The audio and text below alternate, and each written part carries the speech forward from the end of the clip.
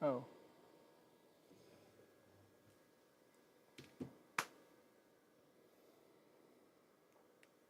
Hey guys, Rich here. Welcome back to the RCINFORMER YouTube channel. Give me a little bit of text. Give me a thumbs up if you're getting this. There was some kind of stream key issue going on because it was an update to OBS, so it didn't like something. So let me know if you guys are getting audio. I'm showing a good bar here now. Sorry for being late, but it said, hey, we can't launch for some reason. So I think it was some kind of stream key issue. So if you guys are getting this, give me a thumbs up or give me some text. Let me know that you all are getting audio, because I'm showing audio coming through okay. So we should be good to go. I'm going to do a real quick speed test, make sure we're working here. And then let me know what you guys are getting. Welcome to the show today. And got TurbinesRC on the line already. They're all ready to go. We talking a little about some of that stuff, some of the things going on at Turbines. Good to see you survive the storm. All right, that was from Ernst Van Buell. All right, I'm looking down here trying to see what we got going on. We got all kinds of stuff happening today, guys. We're just going to talk about a lot of things, set up things. So we've got the new FMS RAFALE. We've got the new FCX24 car to talk to you guys about. Really cool. Special edition Patriot model in the USA. We got the FMS P-51 800mm series. We just launched a video with Amy. There's another one there. We've got from TurbinesRC, we've got the GRIPEN that we got all set up. I had one flight on it. It was so windy when I went out there. And I've got a lot of stuff to talk about. So let me see who's in here and who we got going on, who we're talking to. And again, just looking down at my my stream here and see Truck and Bikers here. He was the first one to show up. And let's see, we're going to showing an excellent connection going on. I just want to make sure everybody's getting in. Let a few guys get in. Yeah, Truck and Biker said, hoping you fared well through the hurricane. Yeah, we had some rain, a lot of rain. Mostly it was fine. We lost power like for a few seconds here and there, but it came back on, so we were lucky. And we had a new lake in the backyard, so it was kind of amazing. I'd never seen that much water, but I should have taken a float plane out there, but it was still kind of windy. But anyway, let's see. What do we got? Travis Thompson's in the house. Appalachian RC Air. Oh yeah, awesome. He's here. Actually, that's a new name. Travis Thompson Appalachian. That's a new one. Where are you at? You at the Appalachian Mountains, I guess? Let me know. Tommaso Viani. New version of the FMS T-28. I'm not sure which one you're talking about, but I've got the new 800mm right here. So again, we'll be talking about that. And let's see, yeah, sorry, there's my standbys. Yeah, Ernst Van Buell's here. Let's see. Great plane, what does it say? Do not have the V4. Yeah, V4 T-28, yeah. I've got videos of that, guys. You can check that out. Run 6L from the factory on OEM. I have actually not even tried that. So, guys, TurbinesRC's in the house. So if you guys want to ask them stuff about their new FreeSky radios and stuff, we'll talk a little bit about that. Like some notes down there. But we'll be talking a little about that because they're carrying FreeSky now. So if you guys over in Europe, the FreeSky brand, there's a special edition red one. We'll kind of show that here on the screen. We'll talk about that a little bit. Let's see, Tim Blankenship is here. John Rothenberg, 12th to like. Thanks for the likes, guys. I appreciate that. Victor's here. Victor's in the house. Victor RC Jet. He puts out videos every now and then, so check out Victor's stuff. Let's see, Flying Sandal is here. Audio's good. Clear in Australia. All right. Or, yeah, Australia. Sorry, that's my vision. Lawrence Williams. Let's see who else. Fabrice is here. Fabrice, I believe, I think he's TurbinesRC as well. Yep, he is. There he is. Good to see you guys here. 23 guys here in the house. So let's see. TFS Nugent. Love the P-51. Guys, I got some tips on this for you. I flew it the other day, and it's real nice quality. It's awesome, just like FMS stuff is. But I had some kind of control linkage issues. It was a little windy out when I flew it the first time, but it was a little all over the place, like I showed you in that video, or not in that video, but. And I was like, what's going on? So, and I kind of had an idea what it was, and I fixed it. And I'm going to show you what it is. There's kind of a key to some of these smaller planes and stuff, especially since I've been kind of factory testing a lot of the early FMS stuff for the last decade or so. And I found some things earlier on, issues, and sometimes they crop up now and then, and we'll talk about all that stuff. So, and we got Mike Bird in the house. Thanks for coming, Mike. Flying Sandals from Virginia. Let's see. Getting the E-Flight, let's see, Nugent, TFS Nugent. Says, love the P-51, yep. So let's see, he's getting the 1.5 meter. If you get that 1.5 meter, check out my links. I got all new links, guys, below the videos. I've kind of organized it now. So there's Horizon links, there's FMS links, there's Fair RC, there's TurbinesRC. I kind of organized them a little better. So as you guys know, it's a free channel. So, but if you guys use my links, it doesn't cost you a dime, but we get a little commission for doing that, so it helps us out. And we do appreciate you guys using that. But I streamlined it. I'm going to show you some of that stuff. Let's see, Truck and Biker Mike Bird. We got Ray Gay is in the house. Ray Gay RC. Just got my 64 Rafale. The weather's not letting up. Yeah, I haven't even made mine yet. We've had weather like crazy, so. We had the storm passed by. We had, again, lots of flooding and stuff going on. Not where I am, but we did have some on the roads, and our backyard became a lake. So just got the 64mm Rafale. The weather, let's see. Victor RC says, changing up to do a maiden on my his Pilot 1/8 scale F-16 turbine. So Victor RC Jets will have an 1/8 scale turbine you guys can check out. So he'll have that on the show, on his channel. So check that out. Turbines are always fun to watch. I like turbines, guys, but you know, I actually like electric. It's just cleaner, easier. It's fun to fly. A little less on the liability scale when you're flying electric. Let's see. It says, hi Victor, be careful with turbine landings. Yes, just fly them in, baby. Fly them in. All right, what are we going to talk about today? I think we got enough guys in here. We'll start chatting about a few things. And it is a Sunday afternoon. The weather's nice out. We just came back from kind of exercising a little while ago.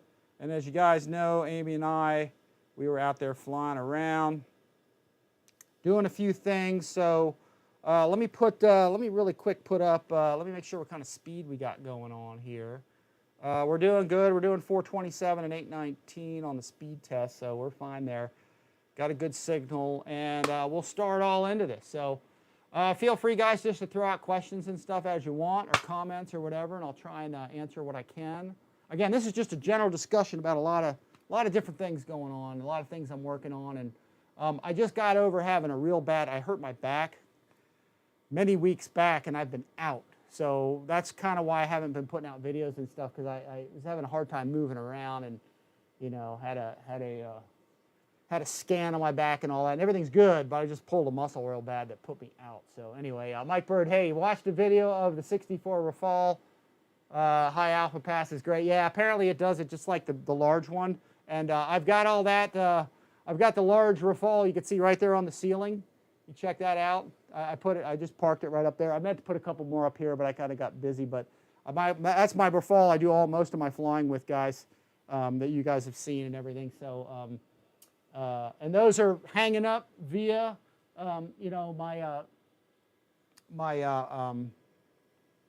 my stands from from Flying Tiger RC, guys. Flying Tiger RC. Here, I'll make them a little bigger for a second. Flying Tiger RC, guys, has really nice airplane racks, and I got all my stuff on that. So, you know, check them out, and that's what I got all my airplanes on, pretty much, to keep them in good shape. So let me lower this thing back down, and then we'll get to some things here. So again, folks, if you hadn't seen it, we just launched a little video of the FMS P-51. I'll throw that back up there. If you guys hadn't seen it, there's the beautiful Miss Amy right down there. So she did some video work for me. We just did a cell phone video with it, so if you guys hadn't seen it, you know, check it out. She helped me film the thing. So we were just out at the park, and we just literally came back a couple hours ago from doing this. I just had it with me, and I figured if I got an opportunity to do it, I'll do it. So, and it flew really great with the new upgrade. So, there she is filming for me. You know, she's a doll. So she did a really nice job with the film. So check that out. You know, again, we'll have that out there for everybody to see. There's a little inverted pass I did with it. It's flying beautifully now, and I really want to talk to you guys about how to set that up so it, you know, how it flies, so it flies better for you guys. Real nice model. So, all right, let's see. Let me get to some things here. Let me close this out, and let me see if I can get to some direction here. And before we start, does anybody have any questions real quick about anything?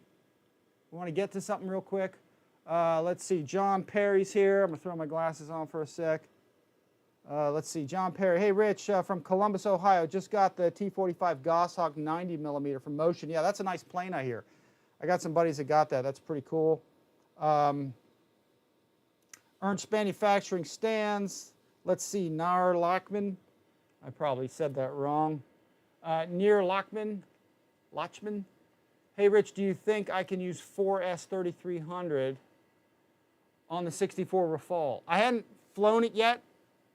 Probably. You might have to shift that battery back a bit, but I hadn't gotten it out because we had hurricanes here, and there just hasn't really been time to get to it. So there's been water everywhere, and like one of our fields is closed. Actually, a lot of our fields are closed down because of it. So it's been kind of hard to get to flying. So like I said, I just flew at the park. So let's see. Robert loves the trays. Yeah, the trays are real good. I got one of those too.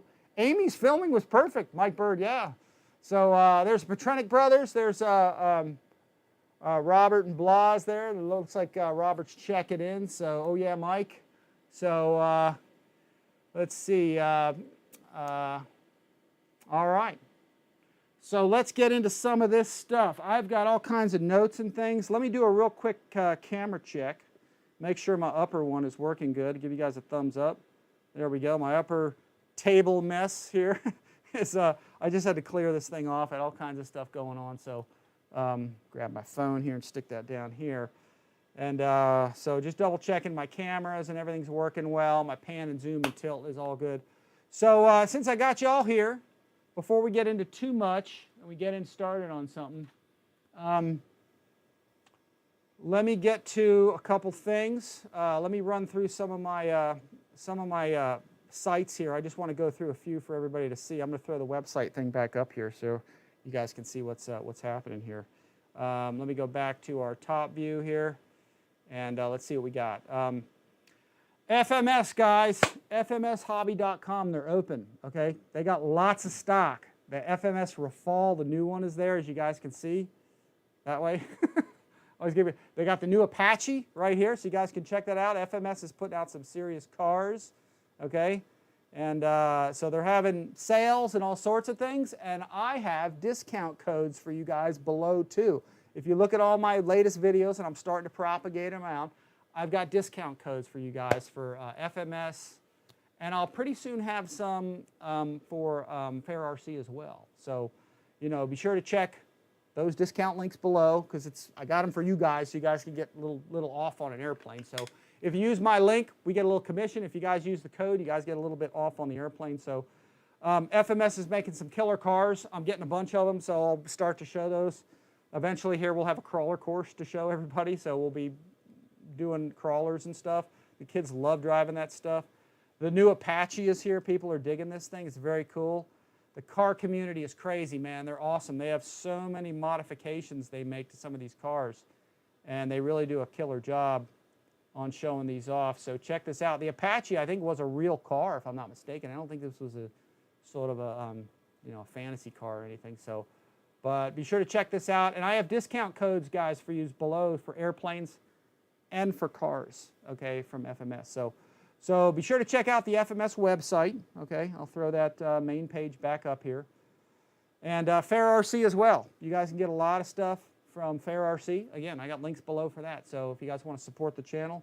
There's a new pink, I love this thing. It's called the It's called the Power Wagon Baby Mod. Power Wagon Baby Mod. So that's cool. It's pink and black, so the girls can get into it too, I guess. And there's the Power Wagon, the modified, ready-to-run version that I actually have here. It's actually behind the picture, but that's what I got. We call it the Patriot Edition. So that'll be cool to see. And I'm just going to run through these. We got a new sponsor, guys, RTL Fasteners. This was an easy one for me because I've always bought RTL Fasteners when I need them. So, and I'll have a discount code for you guys too. I don't have the affiliate set up yet. I got to get that done. And once I get that set up, I'll put those links below. But RTL Fasteners, I'm going to be showing you guys some of those coming up here soon. So, and of course, as always, Horizon Hobby. I got links for those as well. If you guys use those, again, it supports the channel. And then again, TurbinesRC. They're over in Europe. So you guys in the European world, if you guys want to use my links for that, they're all below. That helps out and everything.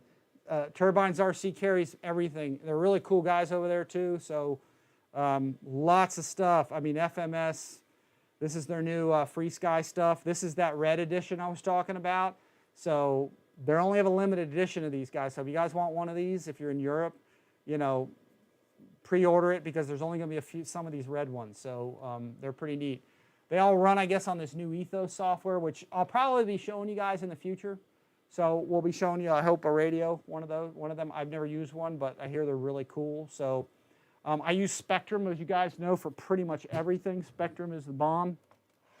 But I'm hearing the Free Sky stuff, you know, is pretty awesome, this new Ethos. I guess it's not like an open source or something. It's like easier to use than that. And I'll be talking more about that again as we go on. I primarily use my NX10 for most things, NX10 and NX6 for now. But Free Sky, I'll be hopefully showing you this stuff. So stay tuned and we'll talk about all that kind of stuff. And we'll get into that. And let me put this back for 1 second. I got all my radios back here. Trying to get some organization. Ernst Manufacturing again, guys. Best stands around. I've got them all here. And I want to show you something real quick since I'm on Ernst Manufacturing, because we're going to go into other stuff. Guys, these things are modular. Okay, let me cut this out real quick. This is something a lot of guys don't know. Maybe don't know. But these stands are modular. Okay, so this is the this is from TurbinesRC. I got a weight in here to keep this thing. I got this all set up, ready to go. Again, flew it once. It was a little bit too windy. This is the GRIPEN. I got a link for in the description below to get the Fly Fans GRIPEN over there at TurbinesRC. But I want you guys to see that these are modular. Let me put this back up. So whether you guys know this or not, this is a cool thing I've known but just never really messed with too much. Let me put that down. But these are modular. Okay, normally you get two small ones. This is the regular stand, the Ultra stand that has the small arms, okay? And then this is the Mega stand arms, okay? They're bigger for bigger airplanes. But the base is the same. The base is standard. It's the same whichever one you get. So if you need to mix and match these, okay, you can to fit your airplane. So you see I got a Mega stand on one side. I got another one down there somewhere. And I got an Ultra stand on this side. And depending on your airplane, if it accommodates it better, for example, this, because when I put this on a Mega stand, it was like pitched up or pitched down, I can't remember. And then it really wouldn't fit on an Ultra stand that well. So if you need to mix and match the two of these, there you go. I mean, you can mix and match the arms, okay, on the base. So it's pretty cool. Just a little tip I want to show you guys from Ernst. And we got the Ernst links below, so you know, check those out as well. And then let's go around here. My Amazon store is always open, and I'm adding things to it at all times. Okay, I just added glue in there. Okay, so I got a link to my store below. This is only the stuff I use, guys. Pretty much, I use Zap for my gluing. I've just found some of the off brands. They just don't seem to be as good to me. I mean, I've used them for years, and they work okay, but I think Zap is better. It just seems to work better. And then, of course, Foam Tack Beacon Adhesive. So I got links to all that. So if you guys want to buy glue, again, I always tell you guys, I don't want any money. I know a lot of guys do that. If I do this full time for you guys one day, if I don't have a day job, maybe I'll do Patreon or something, or set up donations or something. But I'd rather you guys keep your money and buy yourself a cool plane or buy yourself stuff. So I show you the stuff in my store, what I use, okay? So anything that's in my store is not like crap I threw in there to sell stuff. It's what I use. So I put a lot of FMS airplanes in here. Some of the links work, some don't. But the newest ones I put in the RAFALE. So, you know, you can get that there, and the Futuras and all. Well, some of these are older, but some are good, some are not. I got to update them all the time because when I set them up, sometimes they work, sometimes. And then they go dormant, and then you got to get another link and all that stuff. Of course, China Hobby Line batteries, I'm running in a lot of stuff. They always have sales. And I have a promo code for that, or a discount, or a code below. I think I don't have promo codes, sorry about that. I have links to them, but I'm going to try and get some promo codes for everybody on that. But those links and everything are below. BitGo I'm always working with. Still got to get that biplane going. I was waiting the longest time for an adapter for my prop is what it was. And actually, I have that right here that I was working on the other day. Again, there's always stuff happening here, folks. So I'm going to show you guys my top view of what this was. Okay, and I'll show you here from the top. Let me kind of close this window for 1 second. And this comes from, I'm trying to remember if I even put the link on there. Small Parts CNC. Did I put them up there? I thought I put Small Parts CNC. Well, if I didn't, here it is. So Small Parts CNC, I think I showed you this. They made me an FMS adapter. This is why it took so long, because I needed to get one of these. They made me an FMS adapter that had, and where the heck did that thing go? I had one sitting here a second ago. Yeah, here it is. They basically made me a custom adapter, and they have some of these that don't have the hex drive. See the hex drive on there? They pulled the hex drive off on this. I showed this to y'all, I think, last time or whatever. But Small Parts CNC, I think I got that link below. If I don't, I'll put that up there. But you see, they took the hex off.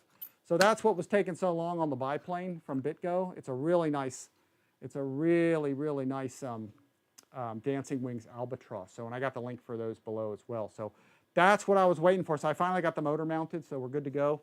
And we'll be getting that going just ASAP as soon as I can get down to it. And that'll be another plane we'll be flying for you.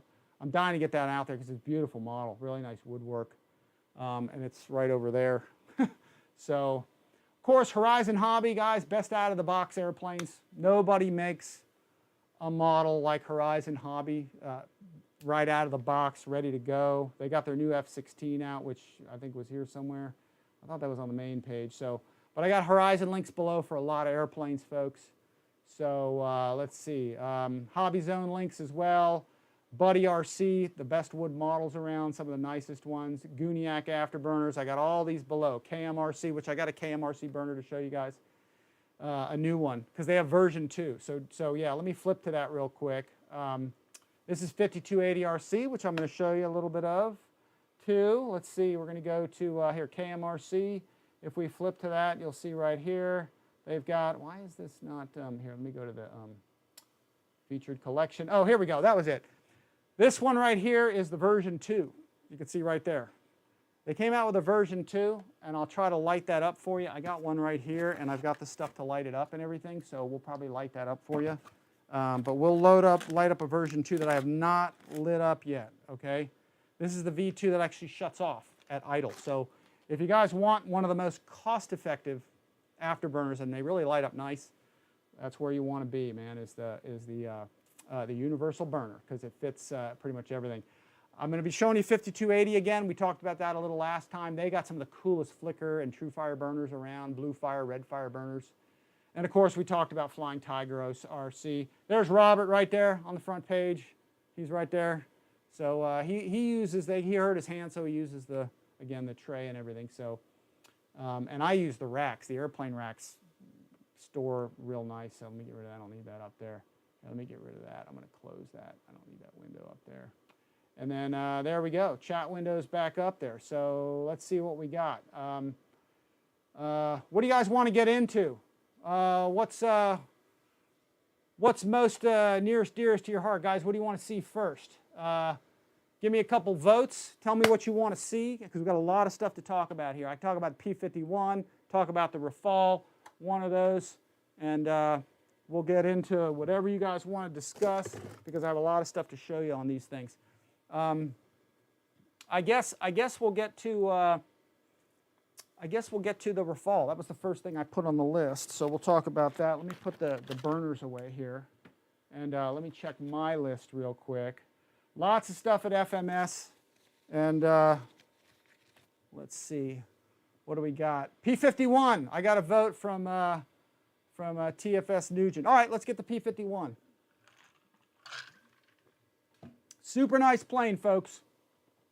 This thing is awesome. Let me get the websites out of here, and let me get you to the top view, because I'll show you a few things about this.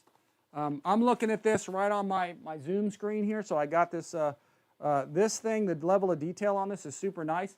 I'll have some videos out on this just as soon as I can, other than the flying one we did today, because it wasn't really ready for prime time. When you get it out of the box and go, it'll fly okay, but it'll fly better if you use the trick that I'm going to show you on how to get this thing going. In fact, the only thing really you do to this airplane, it was so simple. I did an assembly of it, so I'll put that video out. I got to put the pieces together. But all you really have, and you can see the scratch there from the video I shot today, I screwed that up. But there's 2 screws here to put your wing on, okay? And you do have to put your horns, rods, horns, and linkages. This is a little bit of the older school style of horns where you had to screw them on. There's 2 screws, okay, right here on either both ailerons, and then one on the elevator and one on the rudder, okay? So you have to screw those in, no big deal. And then you pop your linkages on. The tail glues on. There's no spar between this. You just glue them in place. But you have to glue the 2 halves together and glue the connector, which is right here, okay? And then the landing gear goes on. Just like I showed you in the video, don't do what I did when you change the landing gear. And again, I got links to all these below. So you guys can, if you guys want one, please use my link. Again, put your thumb there, okay, to stop that thing from, you know, sliding all the way down. I almost did it again. But you can fly with these on and off. That's it. These are easy enough to put on. So I'll pop that back into place again. These are an older style, you know, kind of catch mechanism for putting on and off.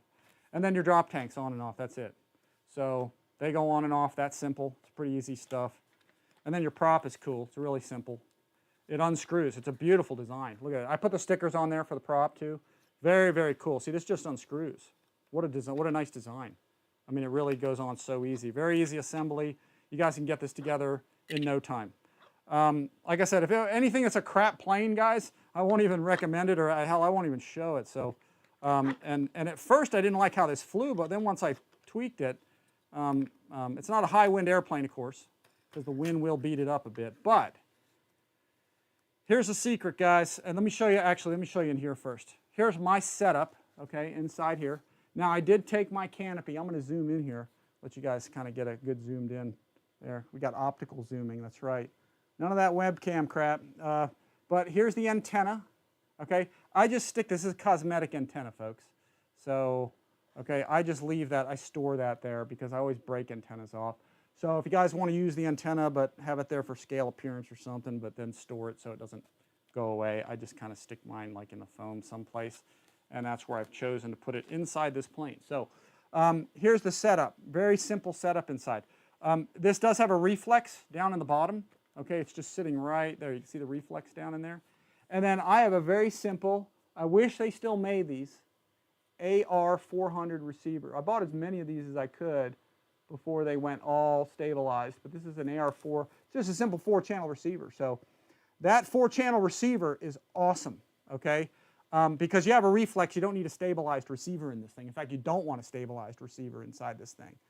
So that 4-channel is perfect. Now you need a 5th channel if you want to be able to switch the stabilization from optimized to stabilized to off. But I don't do that. I just leave it in the optimized mode, which is essentially just wind correction stuff. But that's the layout of this thing. You can kind of see rods, horns or servos are right back there. Reflex. I just put my my one receiver here. This plane will fly pretty far away, so the receiver's there with the antenna right along there, and then the other antenna I laid right down in here and just taped it. So we got one going this way, we got one going that way backwards, and that's it. And then your battery goes up here. This is one of those planes. Yeah, I use Velcro for this because there's really no way to keep this in here. I have Potenza batteries. There we go, I'll get that out, sorry. I got Potenza batteries. I've got these old FMS batteries.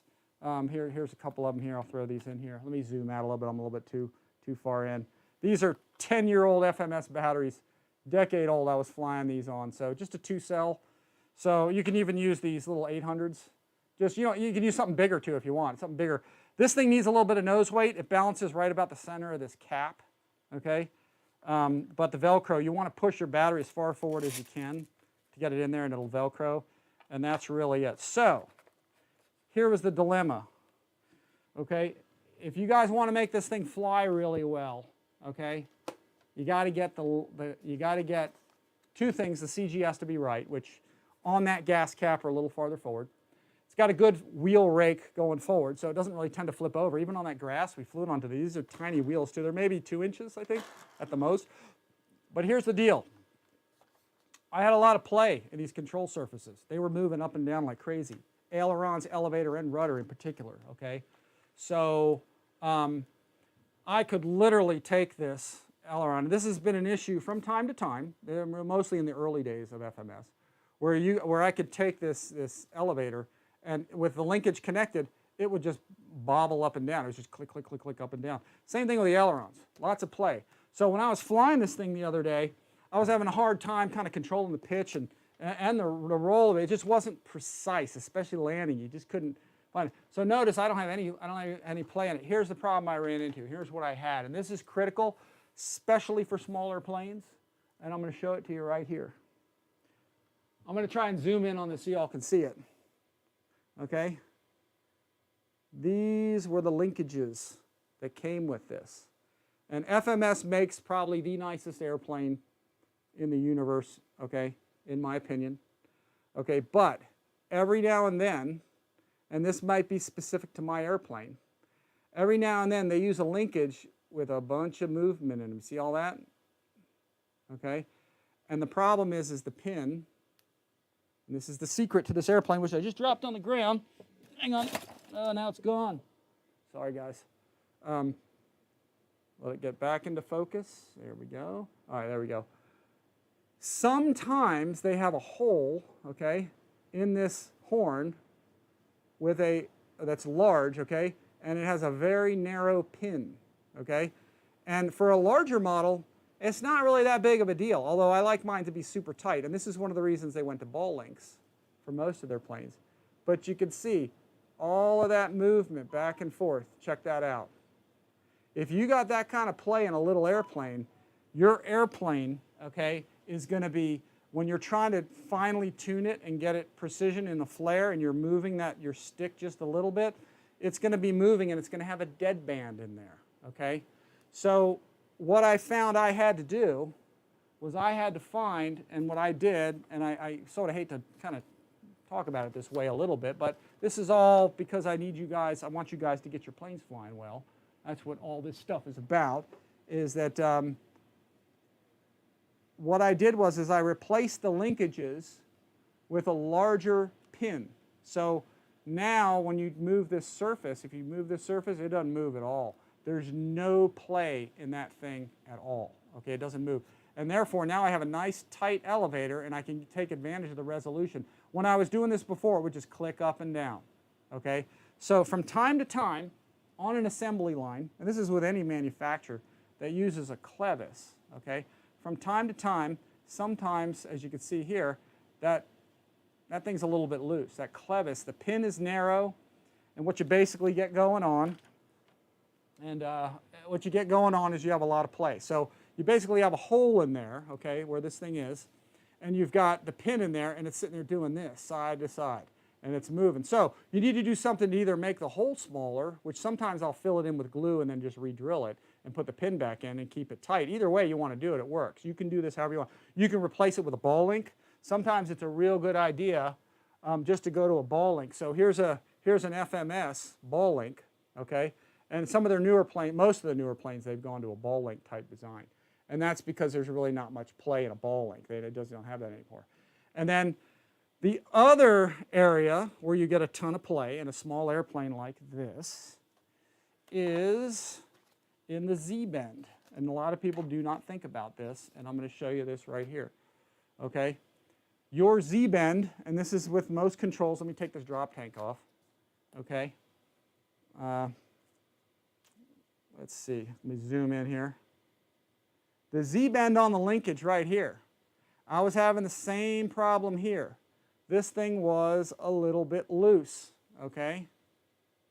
So the combination of the play in here and the combination of the play in this rod right here, okay, that Z-bend inside that hole, you basically have two situations on the front side, on the servo side, and on the horn side, okay, where you've got a big hole and you've got, not trying to get graphic with this, but you've got this thing moving around in here. So you build up between the two of those a whole ton of play. And there's some play in the gear train of the servo. That's kind of minute and you can't do anything about that. But you certainly can fix this one and this one. So I sent this off to the factory, guys. This was something I said a week or two ago and told them, hey, I think we got the wrong batch of clevises, okay, in with the horns. The clevis pins are too small, okay, for the horn. So anyway, so I have clevises laying around. I just replaced the clevises. I thought about putting ball links on because I got a bunch of ball links around. But keep in mind, when you have play in this surface here, okay, and it's moving around, and I'm just, this is actually flexing, but this thing was moving around like crazy. Having that kind of play here and here on such a small airplane, you get a dead band in the movement of the surface in the middle, and it makes controlling it precisely very hard to do, okay? When you have a big airplane and you have a little bit of movement like that, okay, in a clevis where it's just moving around, a bigger airplane, it doesn't affect it as much, but you still have a little bit of play in the control surfaces. You have a dead band, okay? So if you can eliminate all of that, that's the way to go. Now here's how you eliminate, okay, the dead band, okay, in a Z-bend. And it's pretty simple. I've showed guys this before, and I don't really have a horn to show it necessarily, but to get rid of a Z-bend dead band, so if you have something similar to this, and it's moving, so let's just say this was a Z-bend, and you've got this thing in here, okay? This is getting down to the minutia here a little bit, folks, but this makes a huge difference, okay? You can see I've got a small pin and a large hole. And my camera's wobbling too, sorry about that. So we've got a small pin and a large hole, you see that? And it's just moving around in there. So what you do is you completely set up your airplane, get it all ready to go the way you want it, trim it and tune it as best as you can. And then what you want to do is you want to take this clevis and with a drop, and almost even a half a drop, of super thin CA. I think I actually made a video about this. Just put a little drop right in there, okay? And then park the airplane and leave it alone. Let it sit there for an hour or two. Let that CA completely dry. Because when it dries, it's going to basically fill in that gap. And then the first time you move the controls, you move your servo, and your servo moves that Z-bend, you know, forward and back. It's initially, you're going to hear a popping sound, a snap. What's going to happen is that joint's going to snap, and what you're going to have is either the glue's going to stick to the metal or it's going to stick to the plastic or the nylon. And what's going to happen is you're now going to have a play-free linkage. You're basically taking the glue and filling the gap, okay, that this thing has. And then once you do that, it doesn't matter what it's sticking to, all you now have is basically almost like in the old days we used to make an epoxy bearing. Now you have a CA bearing, basically. It just fills in that slop and gets rid of all that play. So you use a little drop of glue or half a drop. Don't let it flow down into the servo. If you use so much that it flows down into the servo, okay, you can lock up your servo. So just be real careful with that. But I had to do that on this model. It wasn't a big deal. Okay, again, I put about a half a drop right there. And then there's my camera wobble again. I got to get a stabilizer for that.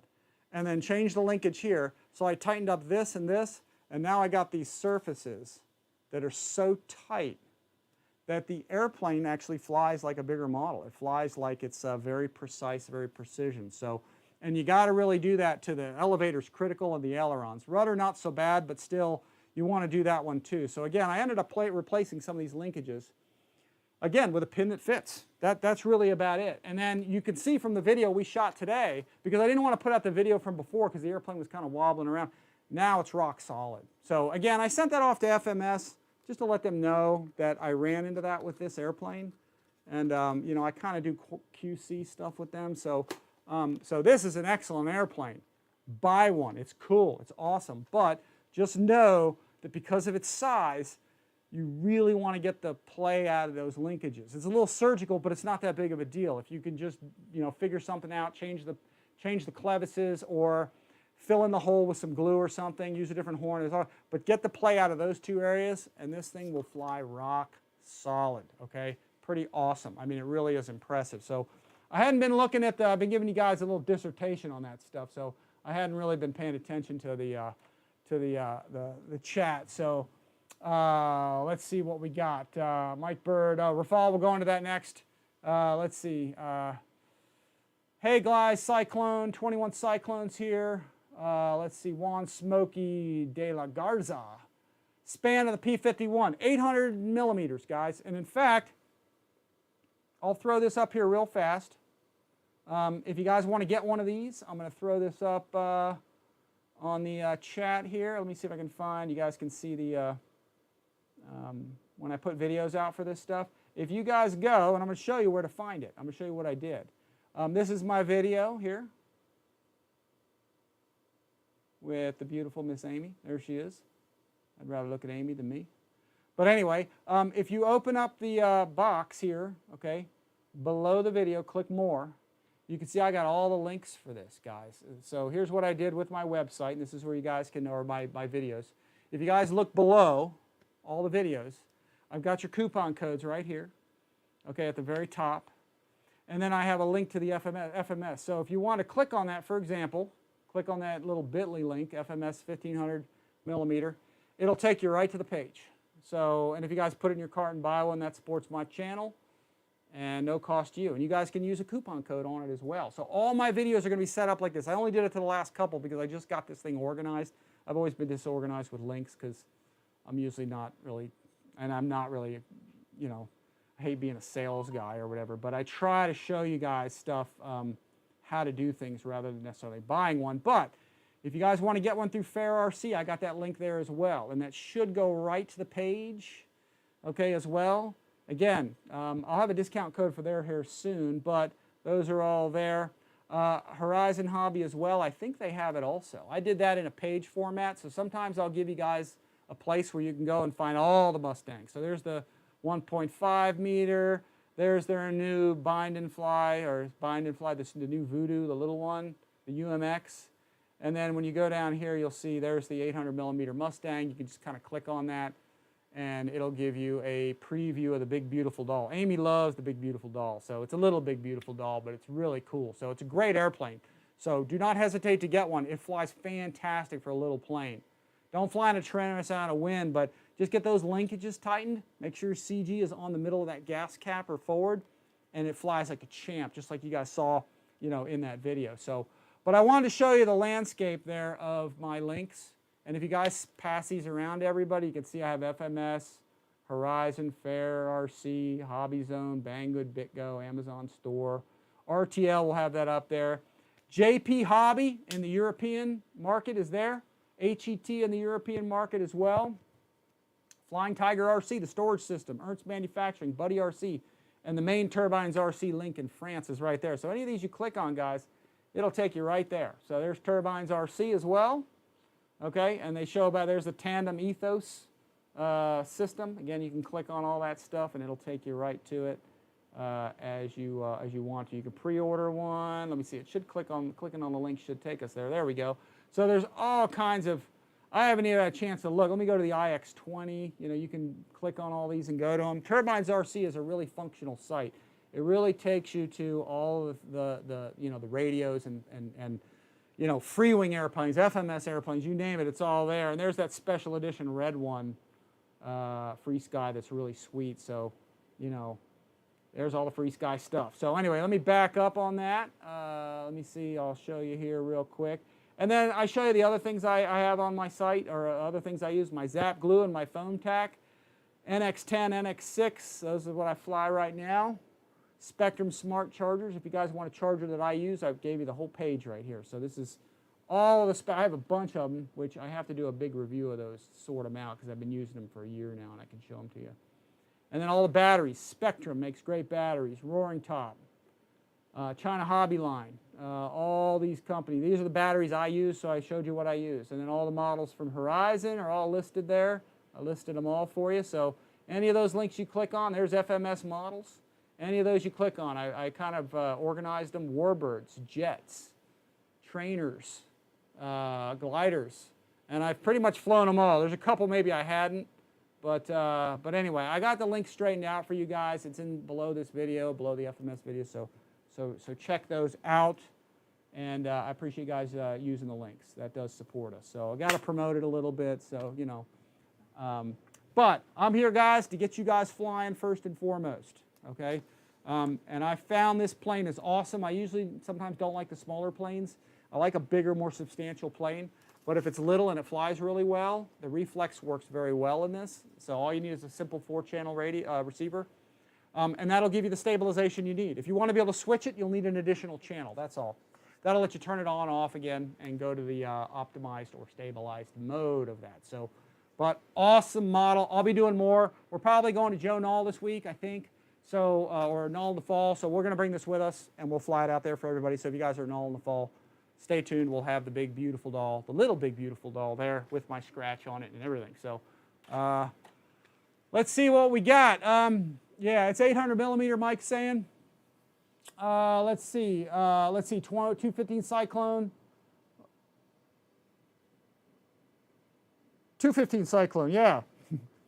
Have volume cranked all the way up on my iPhone, cool. Let's see, what else we got? Reggae RC. I actually love the old red tail FMS 800 P-51, which is basically the same as, yeah, it is, the same one. Way pitchy and don't really ever fly it. Now here's what you can do to get that plane to fly so it's not pitchy. Shift your CG forward, okay? Get it on that gas cap or even farther forward and get the play out of the linkages. You do that, I guarantee this plane will fly better. You may need more weight, bigger battery, but if you get the CG right, and don't fly it in any wind when you do it, get the CG up, get the control surface play out, it'll fly like a champ, just like you saw us flying it today with Amy and everything. It was awesome. So, you know, do not hesitate to buy it. So, let's see, sexy plane. How many channels do you run it on? Only 4 is all I have in it, because I have aileron, elevator, rudder, throttle, and then the Reflex just defaults, okay, to optimized, which is basically just stabilization. So it doesn't wing level, doesn't prevent your bank angle or your pitch. It just stabilizes it, and that's what you want, okay? So if you want to switch it and be able to put it into what you call safe mode, which is actually stabilized mode, you'll need a 5th channel on that receiver to do that. But all you need is a 4-channel receiver to do it. And I don't like the wing leveling mode and the pitch leveling mode. It can help you out, like the safe, what they call the safe mode, which again in this is stabilized. I don't like it because occasionally I take off with it on and I try to turn and I can't get the plane. But I'm like, what's going on? I go, oh, the switch. I flip the switch. And so again, all you need is the stabilization in this, and it's active all the time. So you shouldn't have any problem with that. It flies beautifully now. I can't wait to get it to Knoll in the fall this week and fly it a little bit more, so because we had so much fun with it today. So what size diameter is the fuel tubing you use to secure the clevis device? Just really any fuel tubing. I think it was medium. There's usually was a small, medium, and large. Let's see, Tommaso Vanni is in the house. Hello. You should include Cali Graphics. Yeah, Cali Graphics makes some really great graphics. She's made me some nice stuff in the past. So yeah, I can throw her name up here too and stuff. So she's made me some really nice graphics. All right, so we covered the P-51. Please check out the video we just put out with Miss Amy, and we'll do more here coming up. It's the little big beautiful doll. Love the thing. It's really nice. This is going to be my standard complement of small planes now. It'll be on the rack, and in fact, yeah, I don't know if I can put it back there right now. Here, let me see if I can put it up here. I'll see if I can put it up here in my. These ones are kind of far apart, but I'll see if I can put that up there. So, yeah, there we go. So let me close that up. And again, you can see where I put that thing. That's right up there. On my, see, I put it right there. So those are my airplane racks. The whole wall over there has them. They're all over there. All coming from Flying Tiger RC, guys, my rack. So that's where I put everything at. So great way to store it, and it'll, you know, Just screw them into your stud centers and you're good to go. So, all right, that's one 800mm plane. So I'll get to this one real quick. We'll talk about this real fast. T-28, same thing. Just check your linkages. I noticed when I got this one, and when I put this one together, this one already had big pin links on the aileron. So I put a little glue here, got rid of all the play. It was already gone. But back here on the elevator, I had dual clevises here, okay, and they were the little ones. For whatever reason, for some reason, the factory put the little ones on. So again, they're a little bit loose. I had elevator play. It was doing this, so it was hard to kind of control. I hadn't flown this one yet because I should have taken it with me today. I just didn't. We'll take it to Null in the fall, I think, and we'll fly it. But zero elevator play. You get rid of that play here and on the Z-bends, okay? And even the P-51, which I'll pull down from the rack again. I just reached up and grabbed it. I did the same thing, just so y'all know. I put glue, just a dab of CA, okay, on the Z-bend on the inside as well. So for the elevator and rudder, I put a little tiny bit of CA right there, and then just let the airplane sit. Same down here for the elevator and the rudder, those two servos. And by making a fillet, or again, what you call a glue bearing, use just a half a drop, basically, of thin CA. Got to use thin. Fill in that gap and let the airplane sit there and dry. Don't use kicker, don't use any of that stuff. Just let it dry. It'll fill in that gap, it'll tighten up your linkage, and that's how you get a small airplane to fly well. It's very simple. So very simple solution to a very simple issue or problem. So, and you will get your small airplane to fly well. That goes for really any of the small airplanes that you have. So, same deal. Again, tighten up your linkages and all that. This went together really easy, guys. I'll show you the bottom side. Went together with 2 screws right here. You plugged in all your connections. I think the linkages were already on the wing, I think. And yeah, because they were already glued. That's right. These are all already glued together. And then same thing with the elevator. No spar, okay, back here. You just glued them in. And you notice you have a double linkage back here, which, because there's a double linkage back here, and it also goes to an easy connector right in here, okay, you could, and I almost did, put ball links on these, a ball link on each one of these just to tighten them up. But I didn't need to. I had the clevises sitting around, and I was able to get those nice and tight. So we'll fly this, and we'll get some video of this out at Null in the fall, I think, for everybody.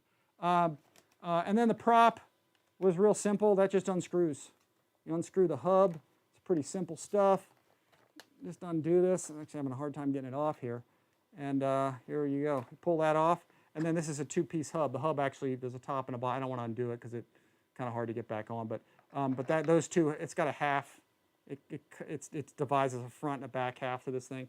So, but you just lock that in. It's got a drive, a locking drive. And then you screw this on. Make sure you get it nice and tight so it doesn't spin off.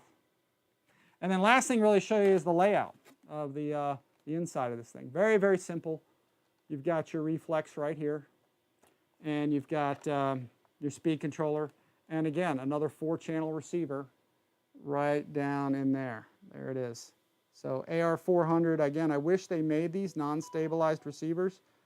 But they're awesome. But that's it, guys. Battery goes up front. Same as I just talked about. Put it in there, go all the way forward with it, as far forward as you can get it. And that's it. I have one antenna right here going back. Let's see. There's my one antenna right there. And I went too far, sorry about that. I actually poked it into the foam a little bit so it goes front to back. And then my other antenna is right in here. Let me zoom out a little bit. And you can see I put that one sideways. So again, make them perpendicular to each other. One side to side, one front to back. That'll minimize your signal loss. And you're good to go. There's another Z-bend. Put a little bit of glue on that as well. That'll tighten up your rudder. But just let it dry. Don't play with it. Put the glue on, let it dry, and you'll be good to go. And that's it for the cockpit layout of this thing. So we'll have this out again all in the fall. We'll probably bring it with us, fly it around, have a good old time with it, and it should be fun. We flew it once already, but again, it was in the wind, and the elevator was a little bit like this, not the ailerons, but it's all nice and tight now. So just get your CG right, tighten up your links, and it will fly like a champion. I got links for this down below as well, so appreciate it if you guys use those. So let's see what else we got. We got more guys coming in because it's RAFALE time. I think we're going to get to it. What do we got here? People are commenting. Let me read some of the notes here and stuff. Okay, so see, Cyclone, yeah, he's flying watching in Savannah. A little cramped in there. Have the volume cranked up. Actually, yeah, okay, he already said, I already read that. Let's see what we got. Let's see. Sorry, I lost connection. Is the T-28 a new version? I don't know that it's a new, yeah, actually, I think the T-28 is a V2, if I'm not mistaken. Here, let's pull that up. Let me look and see. Let me go to the FMS site. Let's go here. Let's go here. Let's go T-28, see if it pulls it up there. I think it was a V2. I think you're right. I think you're absolutely right. Let's see. Yeah, there it is. That's it. It is a V2. That's correct. So they made some changes to it. I don't know what they are because I don't remember the version 1. But I do have links to those. Again, if you guys go to you know, one of my videos, not the one we're watching. Oh no, it is under there actually. Like if you click on one of those, I'll hit pause. Go right to the description. No, I did that wrong. No, I did hit that. No, that came up. And you go to, I don't know if Horizon's got it or not. Well, I'm not really sure. Actually, I think they do. I think you can get it at Horizon as well, I'm pretty sure. But if you go to like FMS WARBIRDS and you go to T-28, down at the bottom I have it, 800mm WARBIRDS. If you click on that, I think it'll take you to it. So there's all like Mustang parts. Sometimes I give you a page. So really anything that you guys buy supports the channel. Okay, let me see if that's going to show. Is that 2 page? Yeah, here it is. It's actually on the second page. So you guys get 800mm Corsair. I may be doing that one next as well to show you that. I don't know. Those are V2s also. One's with, one's without reflex. So you guys can get one with and without reflex, some of these. So read the description carefully. Sometimes there's 2 airplanes. But yeah, there it is right there. And it only uses really a 20 amp ESC, I believe. So yeah, there it is. So yeah, check it out. I don't know if TurbinesRC's got this or not. Let me look at Turbines and see if they've got it. Let me look at FMS T-28. Let me see. Not sure if they got that. Let's look at Turbines. Turbines has all this stuff. And I put the link to go there. I don't have individual airplane links. I have some individual airplane links, but not all. But if you go there, I think it's still the same. So let's go. Yeah, maybe they don't. Oh, wait, here, number 2. Let's go. Let's see if they do. I don't know if they have the 800s at TurbinesRC. Yeah, I'm not sure. No, it's the 1400. There's the version 4. There you go. I saw that Hellcat there and freaked out. I was like, what's that? And I think that's an old plane because I don't think they have that anymore. I really would love to have a Hellcat. The answer to the 0. So, all right, well, anyway, lots of parts, lots of stuff at TurbinesRC, so check them out. Good group of guys there at TurbinesRC. Florent and Fabrice. All right, let me see what notes you guys got up here or comments. Let me go back to that so I can see it, the chat log. Let's see. Yeah, medium fuel time. Let's see, where was I? My chat log moved on me a little bit. Let's see. Sorry, lost relive. Juan Smokey de la Garza said, would love to get your recommendation settings for the Freewing F-18 Hornet in the Blue Angels livery. I'm trying to build a tribute to Captain Jeff Kuss. Let's see. Arntz Van Buell, TurbinesRC have very good overseas shipping. Yeah, they do. Friend in Australia tells me cheaper in France than from China. Yeah, so check out TurbinesRC. They apparently do have very good shipping there. So sometimes you get it cheaper from there. So those are the guys, man. TurbinesRC in Europe. They can get stuff, you know, and they have a lot. So I think he said less than 150 air freight, which is a very good price. Bought an F-14. Don't forget the like button. Yeah, hit that like button, guys. Arntz Van Buell, thank you for that comment. I forget that sometimes. Hit the like button. Thank you. Yeah, the Reflex V2 is cool. And in fact, there's going to be a V3 eventually, and I think you're going to be able to change parameters. Right now, the Reflex V2 comes with a programming cable, okay? And you can reprogram it. And in fact, all you have to do, let me go here real quick. Let me show you that real fast since we're discussing it. There's a lot of stuff to talk about, guys. I can go all day talking airplane stuff with this, but I don't know if they have the Reflex. This is the FMS website. I don't know if they've got, let me see something. Let me go here and see if they have, yeah, here, Reflex Technology. If you drop down the little hamburger window thing and you go to the Reflex thing, okay, you can download the module and then, oh, I don't know if I can show that on my desktop or not. If I activate that, is that going to show up? It's not going to show it. But I tell you what, I can go low technology and I can show it to you. So here's what I'm going to do. You download the manual or you download the window. Okay, I'm going low tech, guys. Sorry, but sometimes that's the way to do it. I'll go to the top view here. Let me get rid of that because I can't see what I'm doing. Let me close that. So you download the software, okay, for the Reflex, and you plug it in via a sub-C or Type-C USB, okay? And that's what my desktop actually looks like right now, okay? And you can choose from this right panel here. You can click any airplane you want. You connect your Reflex to your computer and just double-click on it. It'll open up a window, and then you hit it, and it'll program it. It'll flash it immediately. It'll do a flash programming and set up all the parameters that you need, okay, for your particular airplane. It's all the FMS airplanes, of course, but you know, but that's how you do it. Is you have a program on your desktop that you just plug in your Reflex unit via a cable, and then you just flash it and you can program it. So if you have a plane with a Reflex and you crash the plane, it's destroyed or something, that Reflex module, as long as you can program it, you plug it in, you can put it in a different FMS airplane for sure. Sometimes you can put it in another airplane of a different brand, okay, as long as the controls are sensing the right way, but right now you can't reverse anything. So the next version apparently is supposed to be like a reversible kind of a thing. So, but for now, you can reprogram that Reflex. You can just buy an empty Reflex or a blank one and program it, and that's how you do it. Let's see, who makes the blue SU-27 in the background?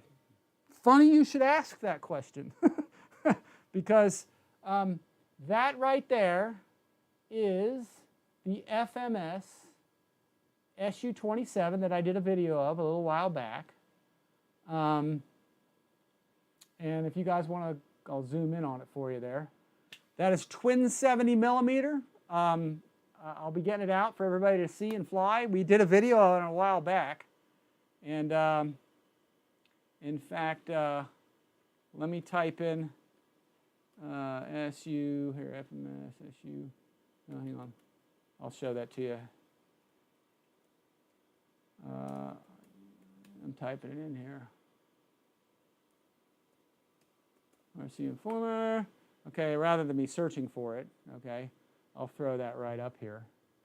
But if you guys check out my link right here on my website, type in FMS SU-27, okay, RCINFORMER, and you'll see right here I made a video on that. We did a live show where we unboxed it. So check out that video, guys. That helps out. And we unboxed this thing. So check out the unboxing we did of that. Funny you should ask about that plane. It's going to be available soon. It's one of the reasons we were showing it off, because I was hoping that somehow that would be available. So I think it's coming. So stay tuned, because we'll announce it when it comes. So it's going to be limited. So when we announce it, jump on it, because it's probably not going to last long. But yeah, that's the FMS SU-27. Super, super cool paint job. So please check out that unboxed video. Just type in FMS SU-27 RCINFORMER, okay? And you'll be able to pull up that review video we did, and we'll show it to you. It is, to me, that's probably the coolest paint job out there for the SU-27, I think. Or let's say one of the coolest paint jobs, because, yeah, there are others. So anyway, let me get back down, because we're going into the RAFALE now. If you guys are ready to talk about it, we need to get into this, because we're talking about everything else. Let me get back to y'all's comments. Today's mostly a discussion, sort of show and tell, a little information, talk about stuff.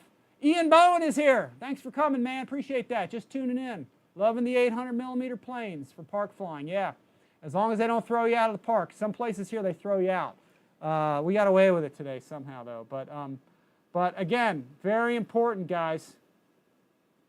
Get your CG right. Get the play out of the control surfaces. You get the play out of the control surfaces by using a little glue on that Z-bend and either change the link or find a way to fill in that hole and make that hole, those holes. The thing will fly great. Okay, that's the key to those things, man. CG and tight controls, and that'll do it. I like that I can program it to use in other FMS planes. Yeah, that's what you can do. It does not interfere too much. Reflex, not sure what that means. Use Reflex in the EC1500 program for FMS BAE Hawk. Oh, very good to know. So it looks like Ernst Van Buell, that's good info. He used a Reflex in a E-Flight EC1500. He programmed it for the FMS BAE Hawk, and the parameters were right, and the control directions were correct. So that's a good tip to have. Mike Bird says really likes how the T-28 flies. Who makes the blue? Oh, we talked about that. Yeah, Ghost Flyer. Sorry, I lost my train of thought there. I got out of order with this. Let's see. 33 guys showing up. Appreciate you guys coming. Let's see what we got. Ghost RC is here now.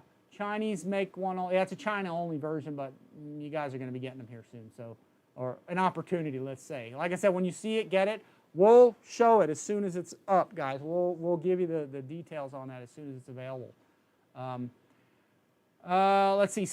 Yeah, great idea. Cheaper than Spectrum. But guys, the Spectrum receivers are awesome. It is a great all-in-one module.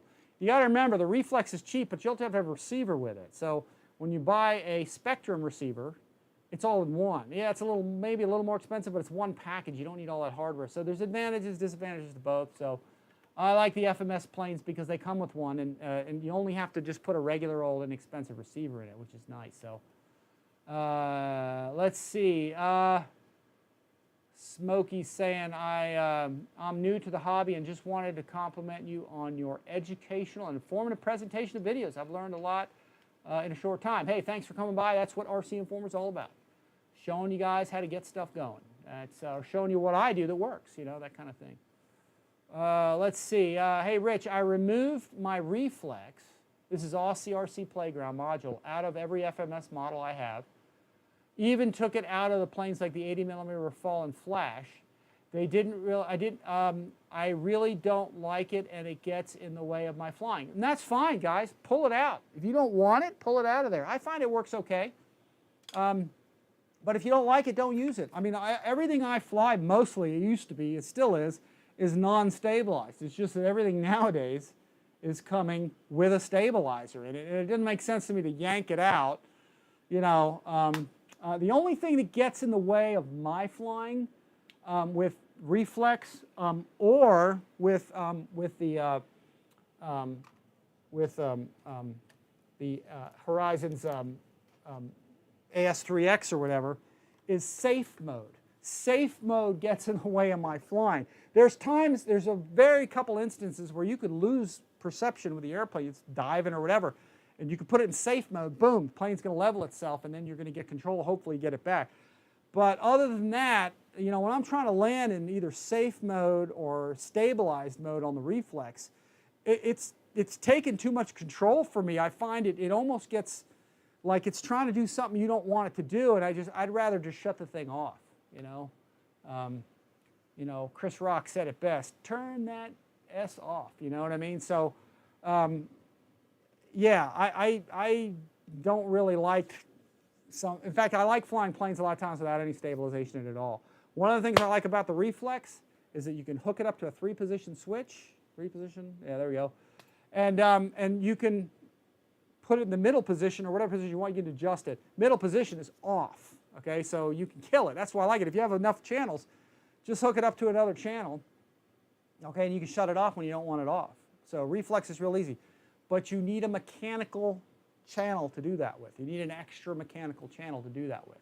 Whereas if you've got you know, a Spectrum radio and you got this, I guess it's the smart technology or whatever, you can assign a digital switch. So even if you have an NX6, you can have a 7th function to change your mode of your stabilizer. So you don't need, it's like really like having a 7-channel receiver. That's the beauty about the NX6. So it's really a 7-channel when you're using it with all of the bind and fly stuff, because you have other functions like reverse. That's another digital function.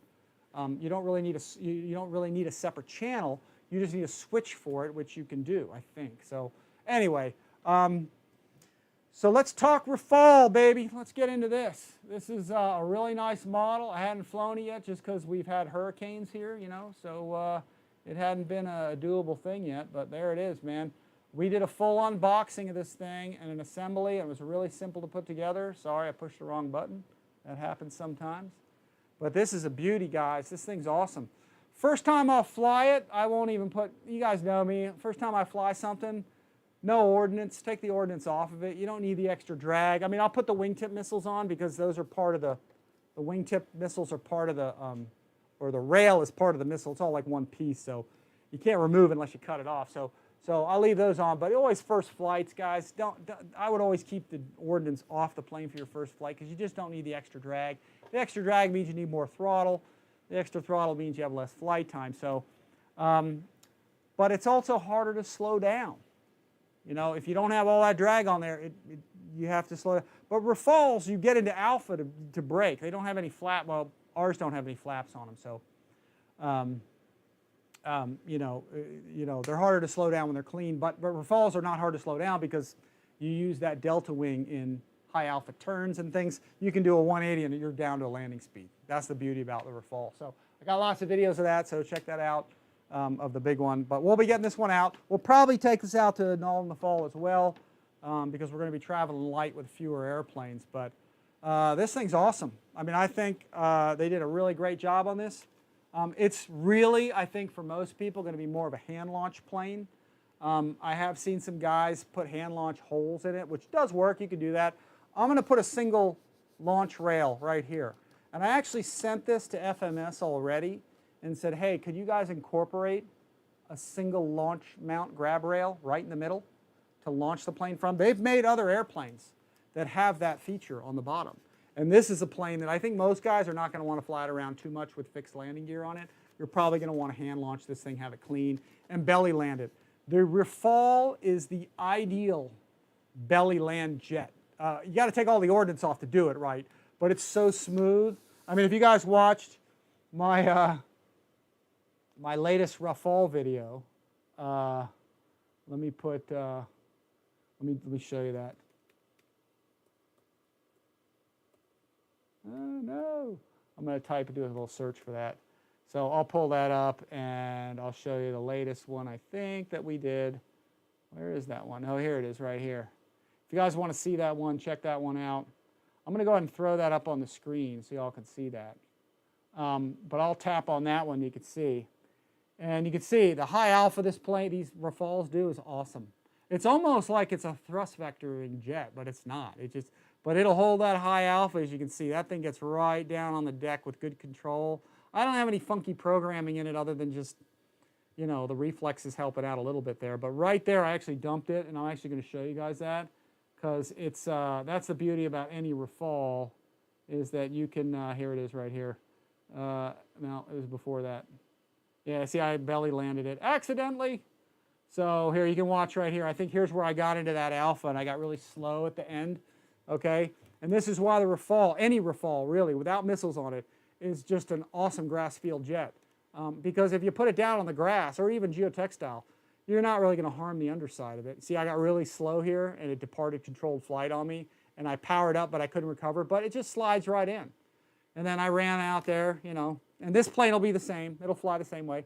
I ran out there real fast, speeded it up because it was taking too long. But anyway, and then just throw the landing gear down, you know, and you're good to go. So I figured I'd demo that, show that to you. I screwed that up, not intentionally, of course. but that's how good of a grass jet. Now, when I get that grab rail in the middle, I'll be showing that to you, okay? I'll be designing one probably this week for it because we'll probably take it with us to Null in the fall. You want to get it right about on the CG. But right in the center, I just don't want to put holes in it. You can do that. I've seen a couple guys do that. But I'm going to put a little launch rail, and I've requested FMS maybe to do that in future models, future editions. We'll see how, you know, kind of see how it goes. But the bottom of this plane, guys, it's so clean. Here, let me kill that right there. Let me get that out of there. The bottom of this airplane, when you take the missiles off, let me pull these off. Pull it forward. Oh, there we go. I don't want to trash these things. And this is really nice. Look at the detail. They got these really cool, I just love the livery on this one. It's got that tiger on there, which is really cool on one of these underwing tanks. And when I did the video, by the way, guys, when I did the video, the unbox assembly of this, I put the drop tanks on backwards. For whatever reason, I was thinking that this was the front, but I guess actually the pointy end, this right here, that's the front, that goes forward.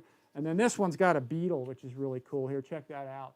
That one's really nice. They just, like I said, you guys chose this airplane. This was, they did a Facebook kind of survey to see which, what you guys wanted to have for a paint job on this deal.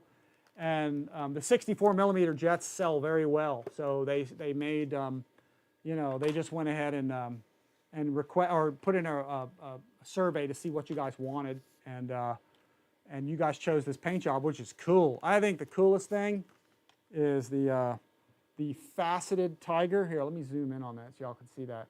The faceted tiger on this thing is awesome. Let me raise this a little bit. There we go. Oh, there we go. I got that out of the way. It's not a digital camo. I kind of thought it was a digital, but if you look at it, it's faceted like a diamond. Okay, it's a really cool tiger design on the tail.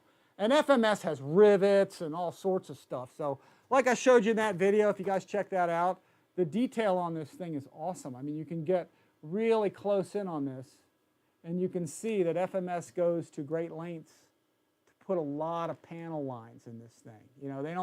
They don't make it just bland. There's a lot of other manufacturers that keep things very bland. But look at the amount of detail. Let me see if I can go. Let me switch to my top camera, because that might be a little better for showing this. But look at the top of this. And you guys already saw this if you guys saw that video, but check it out because I go into a lot of detail. Look at all the hatch covers. These are all probably wing tank, hatch covers and stuff. And then look up here, all these panel lines all over this thing. It's pretty cool. I mean, they did a real nice job. They had has a nice latch canopy too. But look at this little detail. They put a little tiny antenna of sorts kind of right there. It's really pretty impressive. They did a lot of stuff. There's even one on the underside they did, which I don't know why they did that, because it's just something I'm probably going to break off. But look at the nose of this thing. They even put really extreme detail there. They put this little teeny tiny plastic antenna right here. I don't know. I wouldn't have put that there. If I was making this plane, I wouldn't have put that there, because I'm just going to tear that off. But man, the detail they went to, and look at all the panel lines. These are all plastic inlets. These are little pods of some sort. I don't know if they're electronic jamming or something, pods, I don't know what they're. But check that out. Look at the panel lines.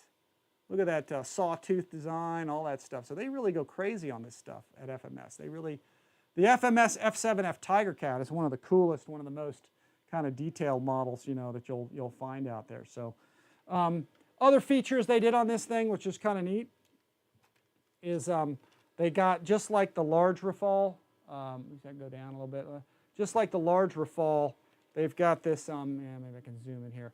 They've got this refueling probe. This is a plastic piece right here, and this just pops right off. So you just push it straight down, and then you slide it back, and it locks into place.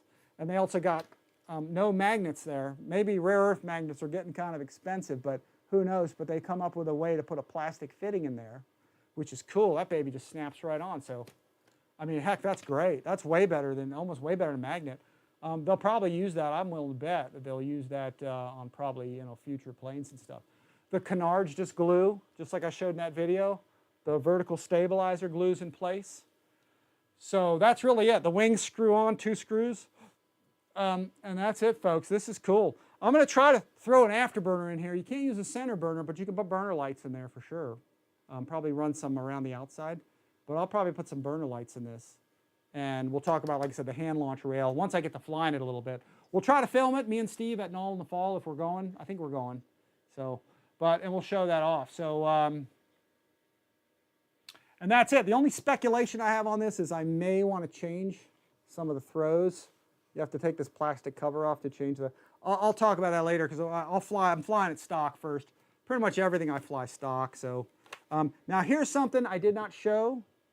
Okay, in the video that I did, the unboxing assembly, because I didn't put a receiver in it, but here's the cockpit, the layout of everything, so you guys can check this out and see how nice that is. Real simple. Again, I just used an AR400. I wish they still made these things because these are perfect. They're small, they're dual antenna, and they're full range. They just don't make them anymore. I wish they did. My camera's rocking again, damn it. Let me go back this off. There we go, AR400. I wish they still made that. Non-stabilized, 4-channel, full range, dual antenna. Let me see if I can get this wire out of the way. But you can see that's the AR400. And I can't switch the stabilization, but it stays in the optimized mode, okay, which is wind correction and all that sort of stuff. One antenna going forward, okay, and then let me zoom out a little bit and I'll show you the other antenna. I kind of creatively just kind of ran across here because I couldn't find another place to put it. So I just kind of stuck a little hole there, put a little hole there, and then put a little piece of tape there. But it's running perpendicular, okay, whereas, you know, the other one is running longitudinally front to back. So there's your reflex. That was factory mounted. I just put a little tape to keep the wires down in there. And then you can see your 4S battery. So, and that's just a 2200 Spectrum in there, and it works real well. Again, I hadn't flown it yet. We'll talk about that as we fly it. I'm planning on hopefully doing a whole full thing at Null in the fall on this whole deal. But that's really it. So I'll plug this thing in. And where did I have this? I got so many planes now, I forgot which one I used. I think this was the NX10. Let me pull that. We'll fire this up just so y'all can see it. Let me power that up. And let me get to the messages here. See what y'all are talking to me about. So, still got 32 guys here. Hamilton's hangar. Hamilton's in the house. Hamilton, I saw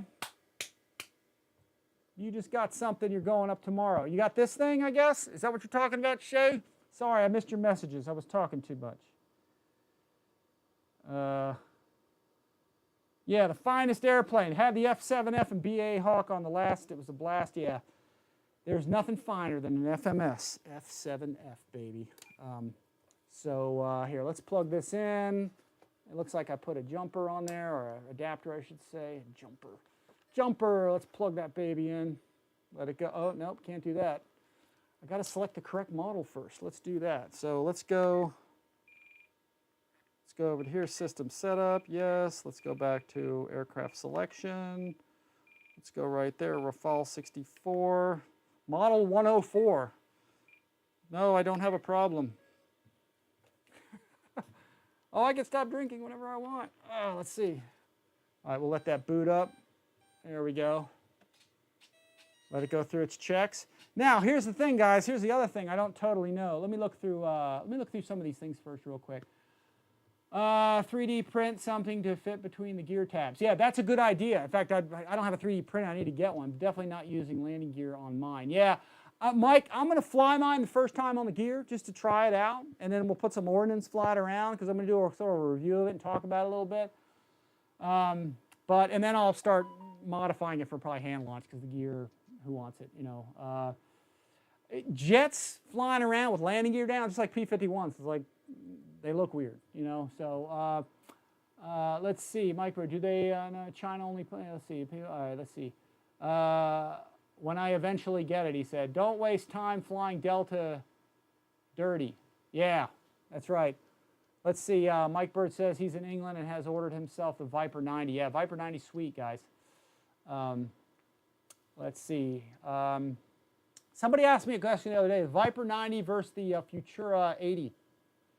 And I said, well, they're a different class of plane, but they're both real comparable. The Futura rocks. I mean, it flies slow well, too, just like the Viper does. But they're both awesome. Let's see. Shay is talking about Hamilton has. Mike Bird. Who else is here? Let's see. Scroll down a little bit. Let's see. Thanks for doing these live streams. Awesome stuff. That's from, oh, man, that's a hard one. I'm having a hard time seeing that over there. My contacts are all dried out. That's from Urs Weissendanger. Weissendanger. That's a hard one, man. I'm gonna call you Urs. Urs, where you at? Where you calling it? where you're watching the show from. I try to do these at 2 so everybody in Europe can see it. I'm thinking you're from there. So, yeah, thanks for doing these streams. Awesome stuff. Yeah, please pass them around, guys. You know, if you guys haven't liked and subscribed, do so, please. That helps out. And then pass them around. Tell people, hey, we got some real good stuff at RC Informer, you know, and tell them where to go look, and people will check it out. I get a lot of good replays on these, too. People who can't be here live, they go back and watch. Because I soak this thing with some information. I mean, I talk about real stuff. When you guys ask me stuff, I try to answer it best I can. But I'm showing you guys the stuff that works. So let's see. How you liking the RAFALE, Shay? Let's see. Amazing details for a 64. Yeah, it is awesome. Like I said, guys, FMS has always put the detail in. And in fact, their FMS F7F, the Tiger Cat, the real one doesn't really have rivets. It's got flush-mounted rivets. But they put rivets on it because it looks better. Man, they put rivets all over that darn thing. Even scale guys are like, it doesn't have rivets, but the real one, it's flat, flush-mounted rivets, but they prefer it with the rivets because it looks so good. Let's see, looks phenomenal. Fly tomorrow for sure. All right, Shay, you're going to beat me to it, man, but, you know, we'll get it out there. Looks phenomenal. Fly tomorrow. Yeah, I can't wait to do it because I love my RAFALE, man. I dig my 80mm, so I'm dying to fly this. It's just sort of like a mini-me version of it, so, and it's a little less expensive, so. I really like the full-featured one, though. I love the one with the gear and all that, so. I love that yellow paint job, yellow and blue. Some people don't, but I love it. Let's see.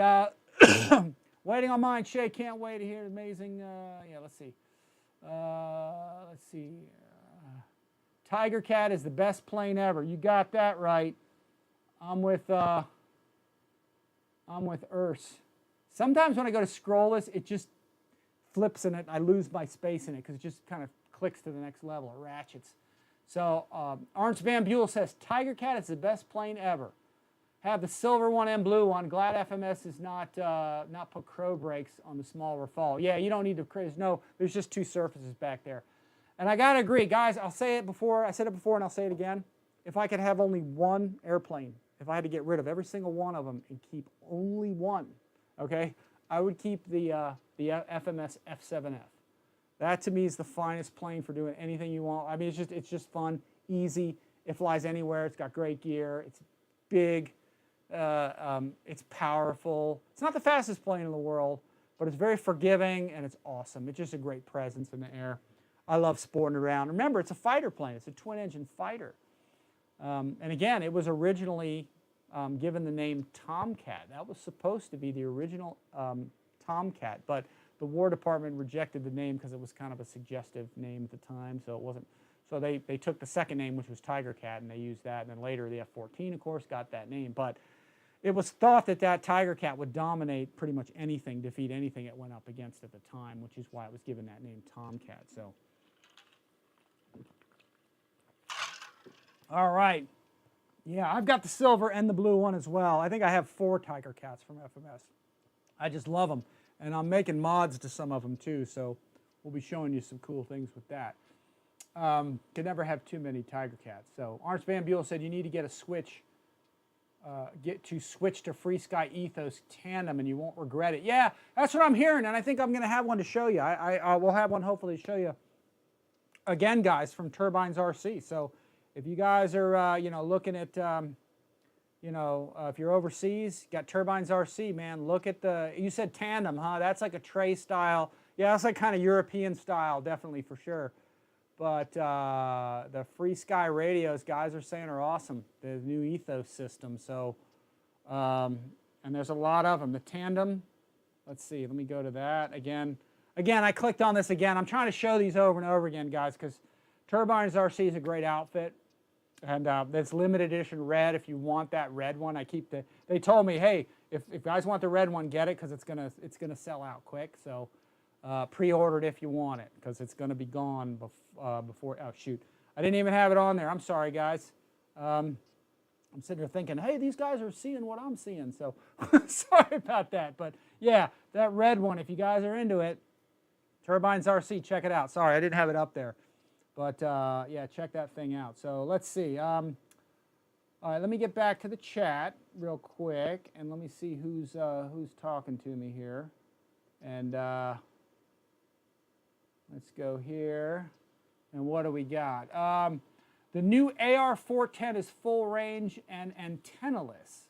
I use heaps of them. Okay, and they work great. Okay, that's good to know. Aussie Playground 410. You know, I think I'd seen that. That's the one that looks kind of trapezoidal, I guess. Yeah, maybe I'll start getting some of those. And I'm surprised they're antennaless. So full range too. That's good to know. I kind of seen those, but I wasn't sure. So let's see. And small receivers, great receivers. Let's see what we got. Just received the FMS 800 Corsair with Reflex. Transmitter has a 3-way toggle switch for Reflex on the top left. And what the heck? Transmitter has a 3-way toggle switch. Okay, yeah. A 2-way switch top right. Could I use that for flaps on a plug-and-play? Let's see. I just received an FMS 800 Corsair with Reflex. Transmitter has a 3-way toggle switch for Reflex on the top left. Yeah, you can use that. And an unused 2-way switch for the top right. That Corsair probably, but that Corsair probably doesn't have flaps, I don't think. I don't know. If it does, maybe, I guess you could, yeah. As long as you got the receiver to handle it, I guess. Am I thinking about that right? Yeah. Looks good, stepping stone to the yellow Rafale. Yeah, no, that's a good thing. Ian Bowen's making a good point. This is probably going to be a very good stepping stone. First Delta Wing jet to have. It's inexpensive, and it should fly real well. I don't, I haven't flown it yet, so I don't want to comment on it, but I've seen others that say they fly real well. So, yeah, let's see. What else we got on the screen here?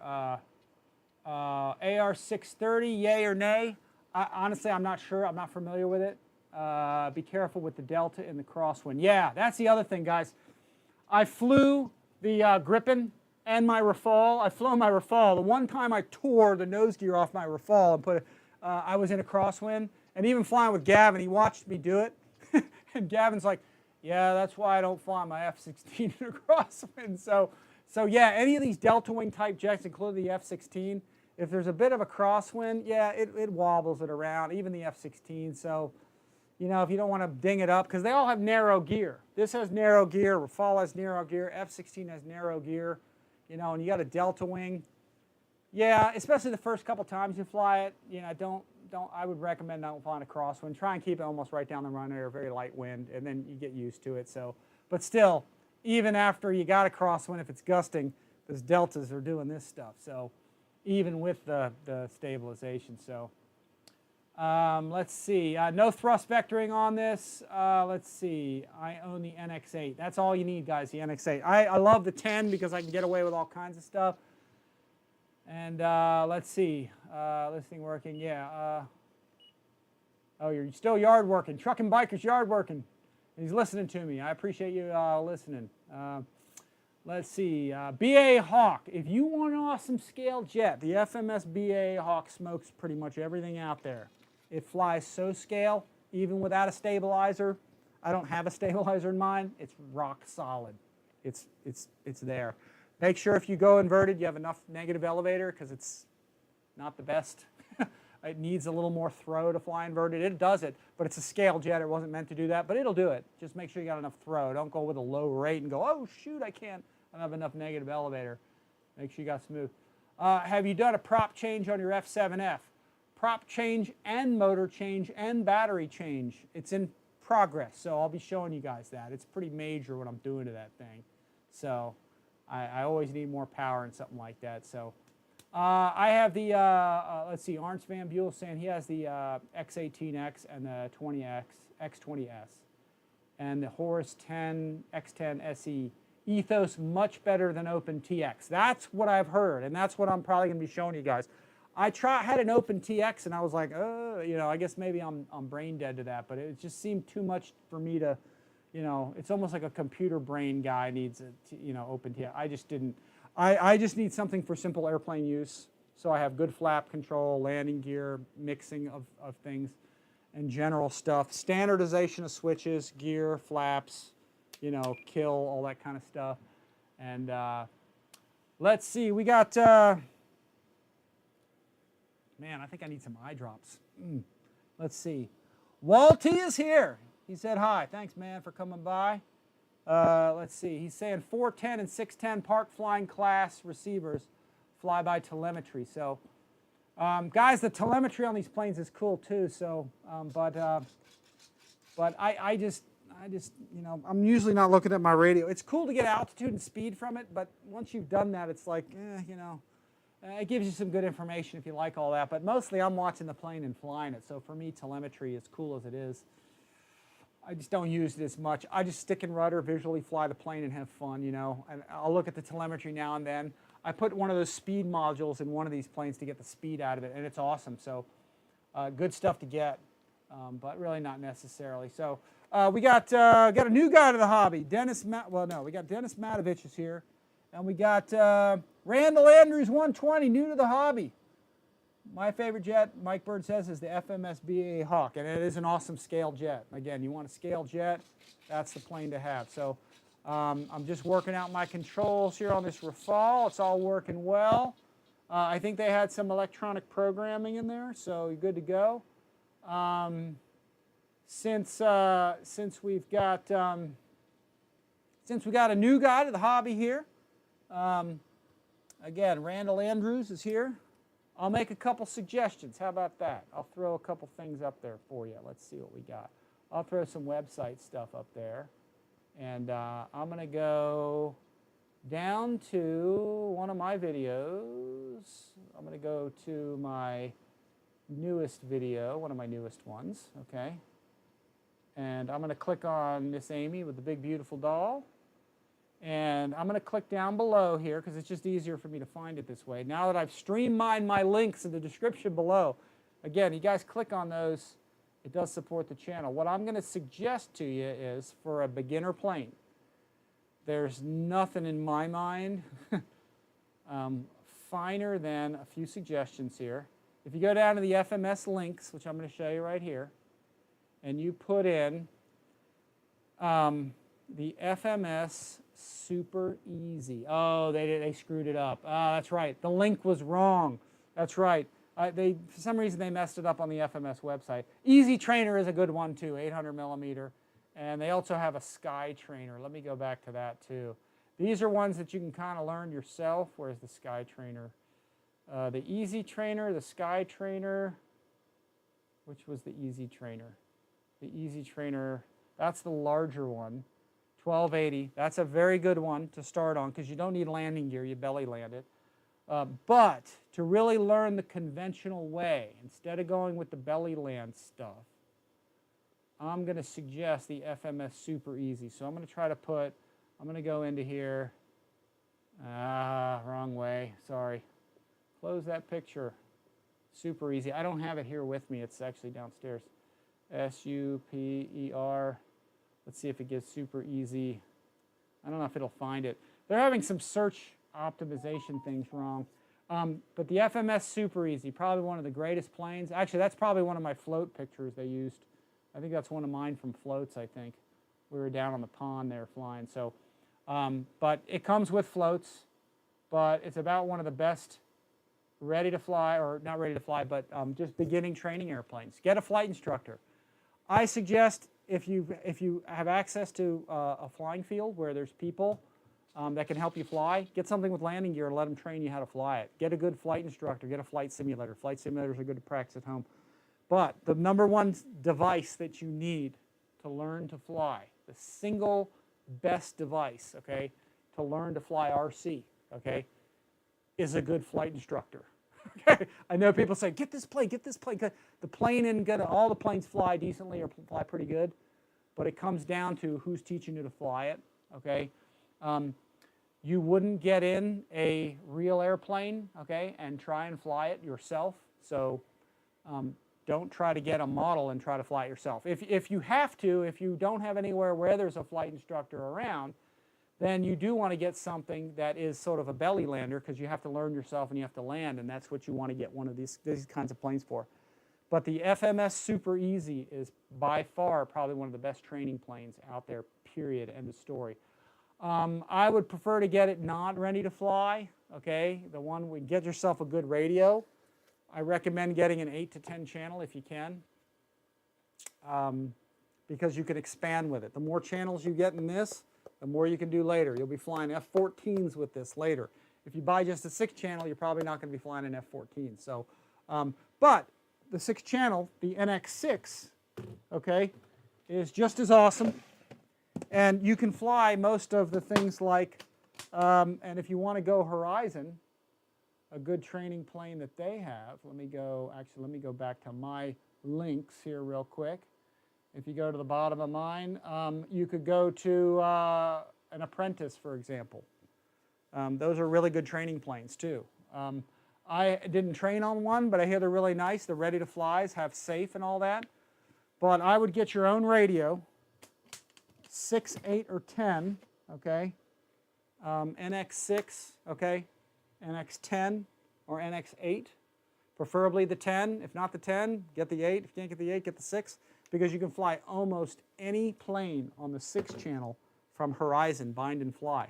They all have the receivers and stabilization in them already. So those are some of my suggestions. FMS, once again, if you want to go with some good FMS planes, one of my favorite planes in the entire universe is right here. The FMS 1800mm Ranger, baby. Ranger, baby! That plane is so much fun. It's big, tricycle gear. You can buy this airplane and use it as a trainer, okay? This is an awesome first airplane. Runs on 4-cell. It's big. It's got big forgiving wheels. This is, to me, the ultimate. It's a little more expensive to buy, but it's not that bad. $329. I got a link for it if you use my link, but it comes with Reflex. Get yourself an 8 or 10 channel and fly the Ranger. You can get floats with it. I don't know if it comes with floats. Some come with floats, some come without, but you can put floats on it and fly it off the water. One of the best flying airplanes. And this and the Super Easy, you can branch off in aerobatics after it. So you can do lots of normal takeoff and landing, learn to fly around the pattern, but you can fly this in a knife edge, okay, inverted. It does all that stuff. So, and if you don't believe me, I will type in the search box here, Ranger. Type in FMS Ranger RCINFORMER, and that should take you to my reviews on that. So anytime you want to put in a specific airplane and find one of my videos, I'll show it to you. Just type in FMS or whatever the airplane is, and put in Ranger or whatever. I'll try to put some volume. I'll put a little volume in there. But this plane will do everything. Runs on a 4-cell, and it's big. And you can get aerobatic. You can go crazy with this thing. The reason this video showed a lot of the flaps we were dialing into it. But it'll crawl. It'll crawl like a trainer's supposed to in the landing. And it'll fly nice and quick. It'll do stall turns, inverted, loops, rolls, point rolls, knife edge, all that stuff. So you can fly it docile like a trainer, but advance into stuff, and it's a big model. Having a big model is beneficial because it doesn't get knocked around by the wind like some of the smaller planes. Super Easy gets knocked around a little bit, but it's still a really great 1200mm size plane. So awesome, awesome airplane. So check those out. Again, watch my videos. I got a lot of good stuff in there, and this plane is just awesome. Just love it. It will crawl. It's got lights on it too. I think it's got wingtip lights. I know it's got a landing light up front. I think it's got wingtip lights too. But you can see how nice it flies as a trainer. But you can go nuts with it and go crazy with it and do all kinds of crazy things. In fact, I think we had a float plane video of this one. Yeah, there's FMS flying the Ranger. There we are at the Wattfest flying the Ranger. And I see I got a lot of videos of this. I got the Ernst Manufacturing guys that came and they flew the Ranger. And he did a great job. Flying that thing, the Ernst Manufacturing guys. I got it on floats, doing crazy stuff with it. So, you know, check those out, lots of them. Again, just search FMS Ranger or FMS the type of plane and RCINFORMER, and you'll pull up my videos on all these planes. So, super nice model. So, and you can go floats with it. So, it's just like landing on the ground, but you're landing on water. So, awesome, awesome bird. So, love it, love it. So, all right, let's see what we got now. We were, I got halfway through talking about this RAFALE, and I got off on a tangent. That never happens to me. I got distracted here. Let's see. All right, what do we got here, guys? All right, more guys in the house. 38 guys. We got guys coming in like crazy everywhere. Thanks for, let's see. We had Sylvan Sylvian Legault. Maybe stupid question, can we bind a reflex receiver to a Spektrum transmitter? Well, the reflex is not a receiver. It's only a stabilizer. So you have to, with the reflex, you have to have a receiver with it to use on it. It's 2 units. So when you fly like an AS3X receiver, that's a receiver and a stabilizer. It's one module that does both. The reflex is only stabilization, but you have to have just a regular non-stabilized receiver to use with the reflex. So you can get a Hobby King receiver for like 20, 30 bucks, or an inexpensive receiver, plug it into the reflex and go. I use the Hobby King stuff all the time, so they make nice receivers. Their orange receivers are awesome. So yeah, so it's a gyro, that's it. So I guess guys have been answering the question because I've been talking too much. Yeah, okay, you guys answered that. Yes, can be used with a Spektrum receiver and transmitter. So, but yeah, I think you can, but you got to disable the stabilization or something. I'm not sure. 8S is only 50 more than the 6. You're right. Like I said, always buy as much radio as you can. If you can buy a 20, buy the 20. If you can buy the 12, buy the 12. If you can buy a 10, 10 you can do everything with, pretty much. So, but buy as much radio as you can. I focus on the quality of the gimbals, more importantly than the other stuff, but you want the functions. So, let's see. S-Bus is a good way to set up too. Yep, I've never done it, but I hear it's good. Let's see, just one cable.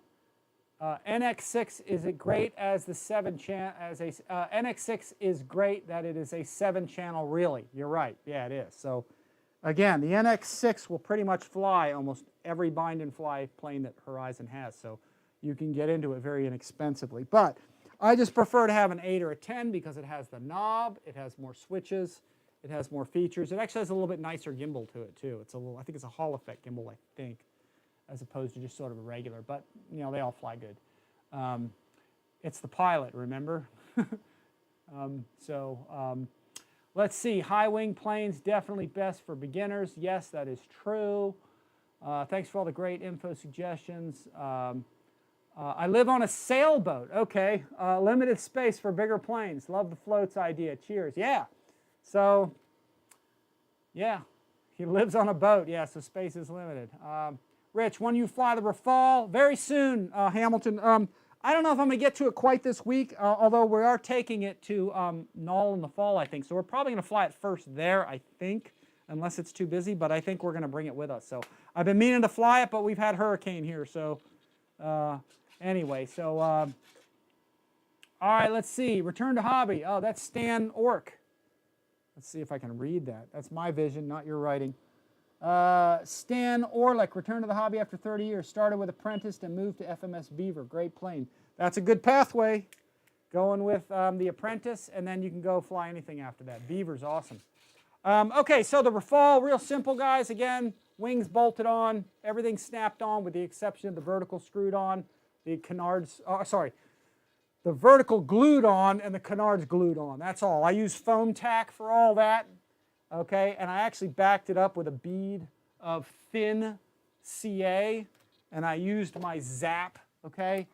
So I foam tacked everything in, and I used a bead of my thin zap CA on there. So, and that's the glue I would use for everything. It's just, like I said, I think it's better.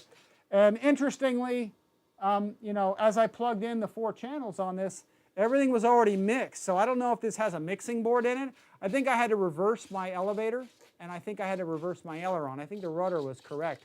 But that's the only that's the only, setup stuff you have. So I programmed 3 rates. That's my high aileron rate. I went with a low or medium, and I went with a low. So, so my ailerons, again, I got a high, medium, and low. So there's my low. That's what that looks like.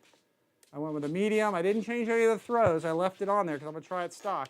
And then a high for some crazy alpha stuff. Same thing with the elevator. Elevator is like, there's my low, there's my 100%, there's my 125. So I put in a lot.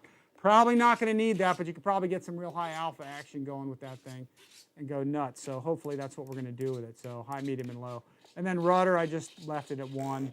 And then that gives you, of course, your nose wheel steering. Okay, so your nose wheel steers.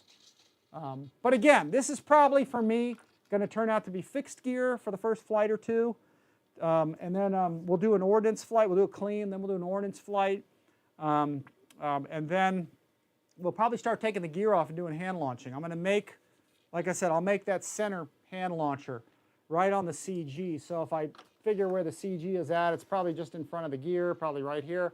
I'll probably put a hand launch bar right here. So FMS, like I said, they've already done hand launch bars on planes. So, and I showed them a picture and I said, hey, can you integrate it into a future one so we don't have to put holes in and stuff. So, and we'll talk about that in the videos. The videos will come and I'll show you all that. I'll show you what I did with it. So this sounds real nice.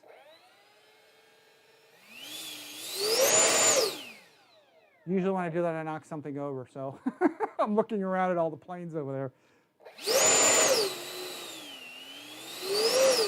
It makes a good sound. Have a safety, so you have a cutoff, so you can keep that on so you're not launching stuff everywhere, but real nice.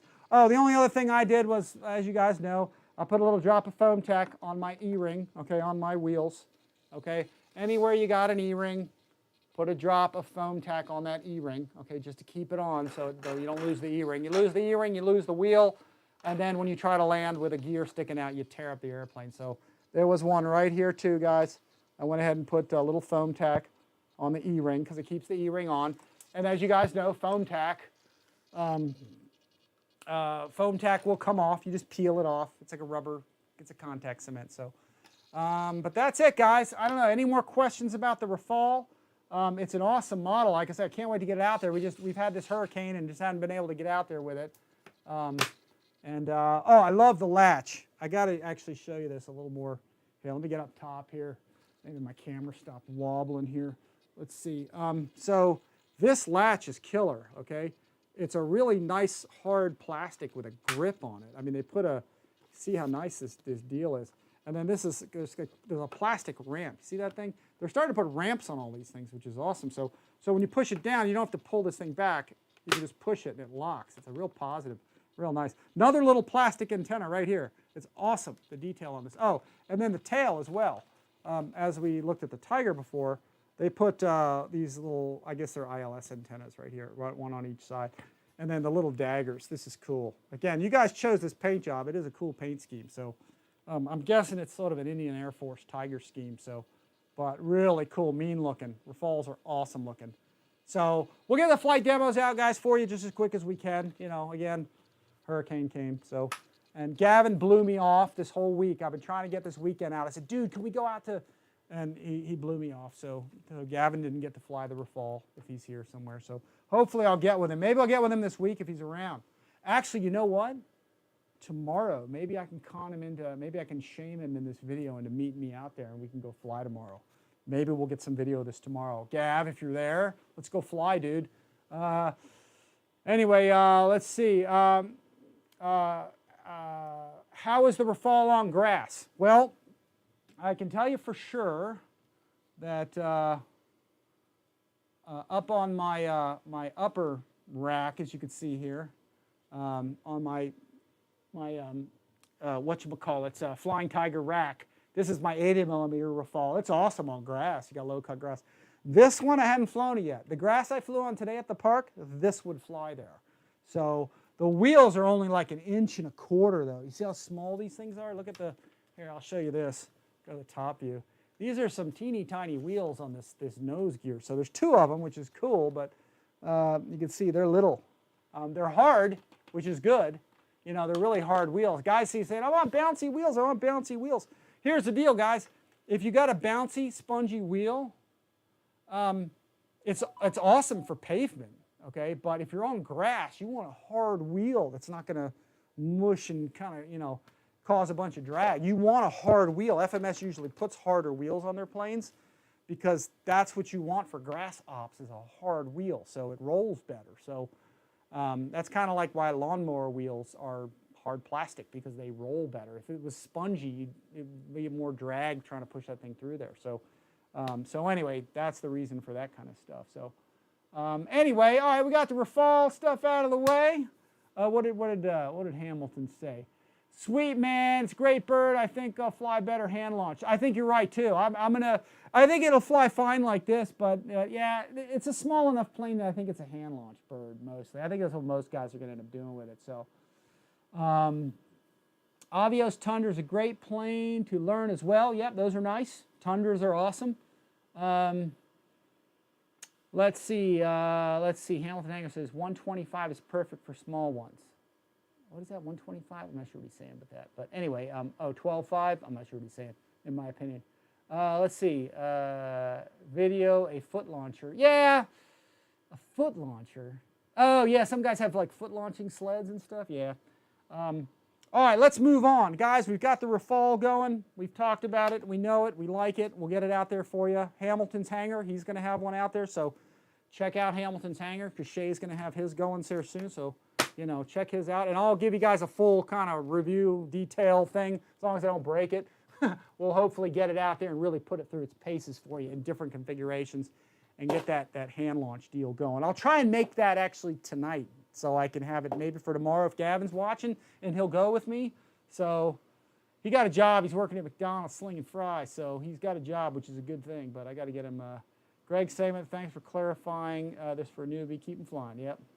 So, okay, what do we got on the list? I got a list of all sorts of stuff that I wanted to talk about. Again, lots of FMS stuff in stock at the FMS store. And again, guys, it's FMS Hobby. Okay, I'm just trying to reiterate some of these things.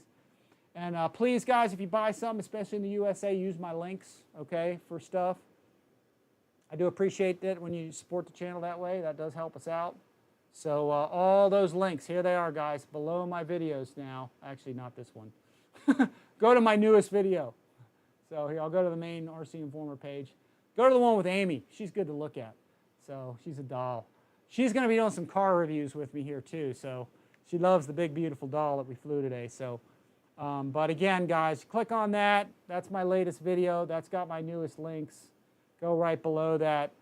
And you see I've got the main links here, right over here. I've got FMS Models right here. Fair RC, Horizon Hobby, going down the list. Banggood, Bitco, Hobby Zone, all those things. RTL Fasteners, which I don't have that link yet, but I'll get it. And then, of course, TurbinesRC, Buddy RC, TurbinesRC is right down there. So if you guys want to help me out in the European theater here, TurbinesRC is the place. So, so let's see what we got. FMS has lots in stock, guys. The main site now, and just to reiterate, is FMS Hobby, okay? It was FMSmodel.com, but it's being sort of merged with FMS Hobby. They had some kind of thing where they had some issue where they had to change the way they did it. So, and FMS is making tons of cars. Or they had some logistical issue where they had to go with a different website. I don't know exactly what it is, but we'll figure that. You know, they had to do it. So, FMS Hobby is the new site. There's also Fair RC, guys. So, Fair RC is the sort of the sister site for FMS. And I got links for all Fair RC down below, too. So anything you get from there really helps us out. So I appreciate that. We talked about my links.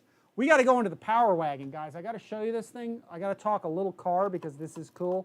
FMS is making the coolest cars. The kids love driving these around when I go to air shows. This is the newest one. This is the Patriot Edition, we're calling it. They're awesome. All-wheel drive, suspension. I'll give you a little take on that here towards the end because we'll go into detail on that. Let's see. We talked about TurbinesRC, the JAS-gripen. We'll talk about that a little bit. Yeah, let me go into the JAS-gripen there. And I did talk about my discount codes, guys. This is for you guys. This is how I help you out. I did get, if you can look right there, right about there. Beneath all my videos from now on, I have it only on about 3 or 4 now, but I have discount codes for you guys that you can use at FMS Hobby, okay?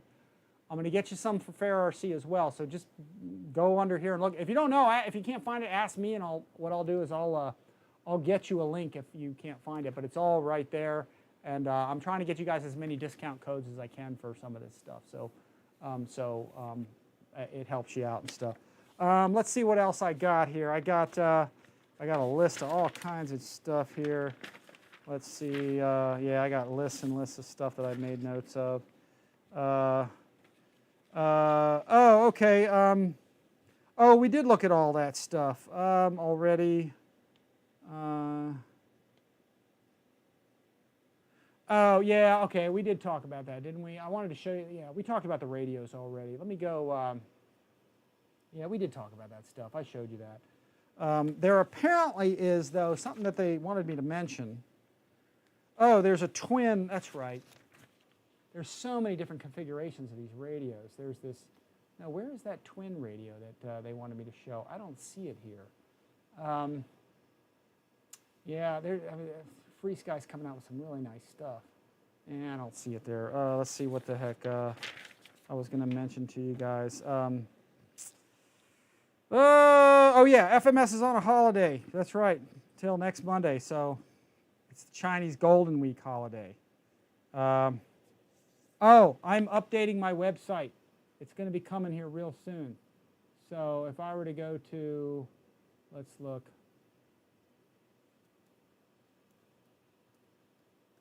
RCINFORMER.com. It's still old, okay? It's a real old site, but we're updating it. So we're going to have all kinds of cool stuff, so stay tuned. It's old, there's not a whole lot, I mean, there's stuff there, but we're going to be revamping it. And we'll be helping, I'm going to get it all set up with links and all that stuff, and we're going to be real, so stay tuned. Again, next month, guys, the Sukhoi 27. Stay tuned for the blue one. We will have that for you guys very shortly. So the one that's parked right over there, okay? We will announce it as soon as we know about it. And you guys, when we announce it, if you want it, get it, because it's just going to be a limited thing. It's not going to be for long. So lots of stuff going on. We talked about the Apache a little bit. And they've got a lot of cars, guys. I'm going to throw the website up here one more time, okay? Or another time, because I want to show you this. FMS has taken the car world by storm. I know that you guys mostly come here for airplanes, but they've got the coolest stuff. This Apache is pretty sweet, and the amount of cars that they are making now, and people are like, holy smokes, they really, let's go, oh no, I did that wrong. Let's go all cars. That's right, all cars and trucks. All cars, there it is. Okay. They've got so many cars that are cool, and I'm going to show you here as soon as I can this thing. We'll talk about this a little bit. We'll go into the TurbinesRC, but this thing is cool. This is the sort of Patriot Special Edition, red, white, and blue. These cars are incredible, and I'm going to actually have a crawler course here pretty soon to demo some of these things on, but all universal joints and all kinds of stuff. All independent suspension. I mean, it really is pretty impressive, the cars that they're putting out. I'm not a car guy, but holy smokes, even I can get into these spongy tires. Even the spare tire, it replaces. I only lightly screwed it on. It goes on actually a little tighter than that. But the detail and the batteries, the way it goes together, the independent suspension, it's just amazing how much, how awesome these things really are. The compression and the gear. And they have 2 speeds. There's 2 gears. So here, actually, if I fire this up, let me see if I can turn it on for everybody. Oh, I actually took the battery off, didn't I? We're going to talk about the JAS GRIPEN, though, here just a little bit. Let me plug this in. We're going to go into the GRIPEN here in just a second. Let me plug this in. Yeah, that's it. Wiring that goes in. They have these really nice batteries and chargers that come with this. I'm going to do a review on this one to sort of show it to you in better detail than what I'm showing you here. But let's see, let me turn that on. Got headlights, you can see that. We'll turn this on, and let's see if we can get this thing set up and going. Let me turn that back on, because I think I just turned it off. There we go. And let's see, we got steering going there. It has a transmission, folks. It has a button you push right here to go to a different transmission, different setting. So you got high-low. When I flip that switch, watch what happens. It shifts the transmission. So you have a high and a low on this thing. So you can go really fast with it or put it in crawler mode, so it's really torquey. All of these have individual shocks. I mean, it's just incredible, the level of detail on these cars that they have. And the universal joints, I mean, look at the mechanisms. Look at the mechanisms under there. It's just very impressive. Independent suspension, and that's the crawler, sort of crawler mode. Trying not to launch this off my, there we go. Very, very cool stuff. And we'll be talking more cars. We're going to get Amy in on showing you guys some cars. We'll be reviewing some of those together sort of with everybody. So, but check out the cars. They got Beetles. Shoot, I just clicked on that. This is the Volkswagen Beetle, which was actually a Kuma wagon, a commander wagon, actually, is what they called it. But we know it as the Volkswagen thing from a long time ago. So, but lots of cool cars, guys, so check them out. That's the Kubel wagon right there, the gray one, the military one, like right in the middle. There's the Toyota Helix. They're just making some beautiful scale cars. And you guys, of course, have seen the Rock Hobby, the 1/6 scale Jeep, the one right in the middle. They have the 1/12, which is smaller. But holy smokes, that's what I pull my Mustang around with, my P-51 at air shows. So, and then, of course, the Atlas and then the Apache. So lots of cool cars at FMS coming, guys. So, and all my discount codes apply to those guys from FMS. So you guys can definitely check that stuff out. The cars are totally awesome. In fact, if you want, we'll go into more detail here shortly. I just wanted to get the, I wanted to talk a little bit about the GRIPEN, the JAS GRIPEN, because it's very cool. I had only one flight on it, unfortunately, due to the weather going on here and stuff. So we got 40 guys here. I want to thank everyone for coming. Definitely, that does help out a lot. I appreciate everybody stopping by. That's a lot of guys to have late in the day here on Sunday. So let me pull this up and see what we got. Let's see. Sylvan says, oh no, who was it? We got Rosor is in the house. Il este magnifique. I don't know if I said that right or not, but I'm wondering about the F7F. Sylvan said. Let's see. Rich, are you going to the Bigfoot show, sir? Rich, are you going to? Where's the Bigfoot show? Where's that at? I'm not sure. Where's that at? We'll go contact, yeah, either Florent, that's Orange, he's, yeah, where's, let me see here. I lost track of where that was. Hang on a sec, I'm just looking something up. Go back to the beginning here, let's see. Let me go way, way back. Way, way back. Yeah, TurbinesRC is Florent, right? And then, where am I going? I'm having a Joe Biden moment here. Let's see. Let me flip to the bottom here. Where is Benedict? No, that's not his name. I forgot his name. Shoot. Anyway, contact TurbinesRC. Yeah, they'll help you out with that stuff. FMS, yeah, they can get just about anything, guys. Let's see. Truth Still Matters is here. He usually comes by and checks out some stuff. Rich, love the FMS Tiger Cat. Do you recommend getting another one as a backup, or will FMS always offer them? Hard to say. That's really, actually, it's funny. The Tiger Cat is their flagship model. They'll probably always carry it, but, and it's been a good seller, but probably not the best, and it should be a great seller. It's just that people know a P-38 Lightning. They don't necessarily know what a Tiger Cat, even though Tiger Cat was kind of a mightier airplane. It just never made a name for itself during the war. So, but it was the mightiest thing around. I have 4, I think at least, if I remember correctly. I have like 4 Tiger Cats. So I can't live without a Tiger Cat. I need to have one like all the time. So that pretty much goes with me everywhere. So yeah, I have I think 3 blue ones, plus my original one, which was blue. And then I have 1 silver one. I destroyed a silver one too. So, and I took the gear and props off one and landed safely. That's just a whole other story. So, but that video's out there for you guys to watch. It's pretty cool. But yeah, I got 4 of them actively that fly right now. So yeah, I love the Tiger Cat. I can't tell you not to get another one. So yeah, I would say again, I always would have one as a backup. You never know. Fun hobby, especially with a 3D printer. I got to get into that. I think you're right. Yeah, can't have too many Tiger Cats, baby. So, what else we got? Sylvan says he's from Canada. All right. Sylvan Legault.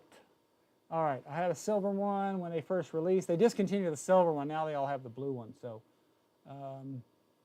Such great detail on FMS. Hard body trucks, Power Wagon is brilliant. Loads of aftermarket. Yeah, there's tons of aftermarket upgrades, guys. Holy smokes, like Banggood and all that stuff. I mean, they've got like transmission cases and gear ratios. I mean, there's all kinds of aftermarket stuff. I mean, the car scene is awesome. I mean, the detail and the amount of upgrades and hop-ups are mind-blowing. These guys, these car guys are hardcore, man. They're awesome, man. That last show we went to was out of this world. That we're going to go to the USTE, which I still got to put out a video of me and Amy with that one. So, anyway, let me back up on this, and I'll show you my. I got to get this thing out there again and fly. Like I said, I only flew it as a crosswind, and it was kind of a pain in the butt. So, let me get this one out. Actually, you can see this is comparable in size. It's still bigger, okay, than the GRIPEN 64. This is 70mm, guys. This thing. So this is from TurbinesRC, guys, fly fans. Really nice model. Let me take this and put this one on the back rack. Let me see if that'll. Let's see if this will work on my modified modular stand here. Let's see. It works pretty good. I can get that up there. Let me see if I can get that up on the. Yeah, actually that works pretty decent. Not bad. Little nose high attitude, but we can do that. I'll put that sideways so you guys can check that out. But here we go, guys. This is the. Fly fans GRIPEN, and I got this set up like full canard, full everything. Here, let me find. I think I'm going to mostly be running this on 32s. I think I had a 4,000 pack in it, and it was kind of hot. But we'll play with it. I still got to play with it a little more. Again, I only flew it one time, and that's simply just because you know we had a crosswind, so I didn't want to fool with it too much. Let me get this under here, and. Let me throw this. Actually, I can throw the afterburner on for you. I can't with this battery because this battery doesn't have, let me see this. Lately, I've been doing this. Here, check it out. Lately, I've been marking my airplanes here with TurbinesRC. There it is. KMRC burner I got in there. NX10, model 102. Yep, I don't have a problem. So that way I know which one it is. So let me get that out. We'll pull that up. Let me see. Got lots of models. I think I'm going to need my own. I think I'm going to need my own field or building or something one of these days. Let's see. Model select. Building a fan 102 or model 102. Let's select that. There we go. So we'll put that in there. Let me plug this up. I'm going to get this in there. Let's let the flight controls go through their adjustments. There we go. I did put an AS3X, six channel in this. There we go. Get that closed up. Let me put this back down. I'm actually going to put in here, actually, you know what? I don't have a 3, you know what I can probably do? This battery here doesn't have a, this battery does not have a balance cable. So putting a afterburner on might be hard, but I think I might just stick another battery in there and just throw 3 cells of power on that thing. And let me see if I can light this burner for everybody, just with a separate battery. You can use a separate one. So let me put the gear. Let's see if I can light that burner up. I know we lit this up last time, I think. Let's cross our fingers. Hopefully I don't make smoke. Yeah, cross our fingers on that. Is that working? Yeah, we got light. I didn't blow anything up yet. Let's see what happens here. Let's put this baby down in here. Yeah, very cool, very cool. All right, let me get the hatch cover on. Fly Fans makes a pretty nice model. Probably the fidelity is a little lower than FMS, but the fit and finish is actually pretty nice. They're making some nice models there, so you can see here. I don't know if that'll work without the, yeah, there's the afterburner. Guys, this is the KMRC burner. This is their regular burner, and you can see how darn bright that thing gets. I can't wait to, I mean, actually we did fly it, even during the daylight it showed up. You don't want to go full burn for too long without airflow over it, but you can run it, there it is. But I have full canards and everything working on this, pitch and roll. Okay, so that's my first time actually setting up one like that. But see, it's got the roll control, and I was able to do that with 6 channels. And the way I did it is the KMRC guy, we talked about it a little bit, and he said, hey, if you pull one of the servos for the canards out and reverse it, you had to desolder 4 of the wires internally, and swap them to reverse the servo, you could get away with 6 channels, and that's how we were able to do it. And it works real well. You can see I'll go full throw on everything, so you can kind of see that's the full control surface moving and everything. So there's our pitch up, pitch down. There's our rudder, and the landing gear is working beautifully. So this model, really nice. It flew well, but it flew like a darn rocket ship because it was windy that day, and I wanted to keep it hot.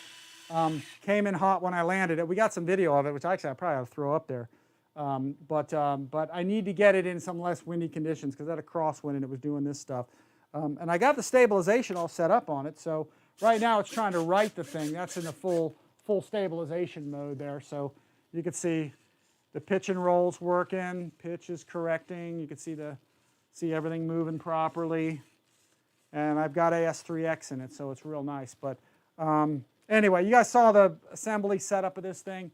Again, this one's from TurbinesRC, so check it out. I do have links for it below. So it's so far an awesome model. I think it's solid as a rock. I mean, it's built like a tank, actually. So, but I'm thinking probably 32 to 3300 milliamp is probably the size battery for this thing. So I'll use my Spectrums. Like I said, the first flight I did was with a 4000, and it seemed okay. CG seems to be about right on this screw here.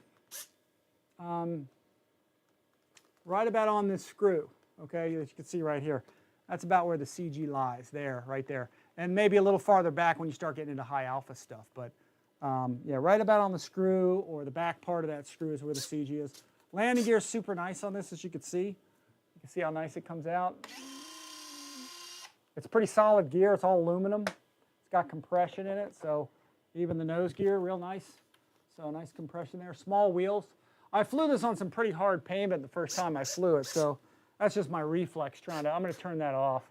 Not the reflex, but my AS3X working. So I actually set it up with gains and all that kind of stuff. So there's my my retracts on that working nice and smooth. They've been good. Like I said, very well built model.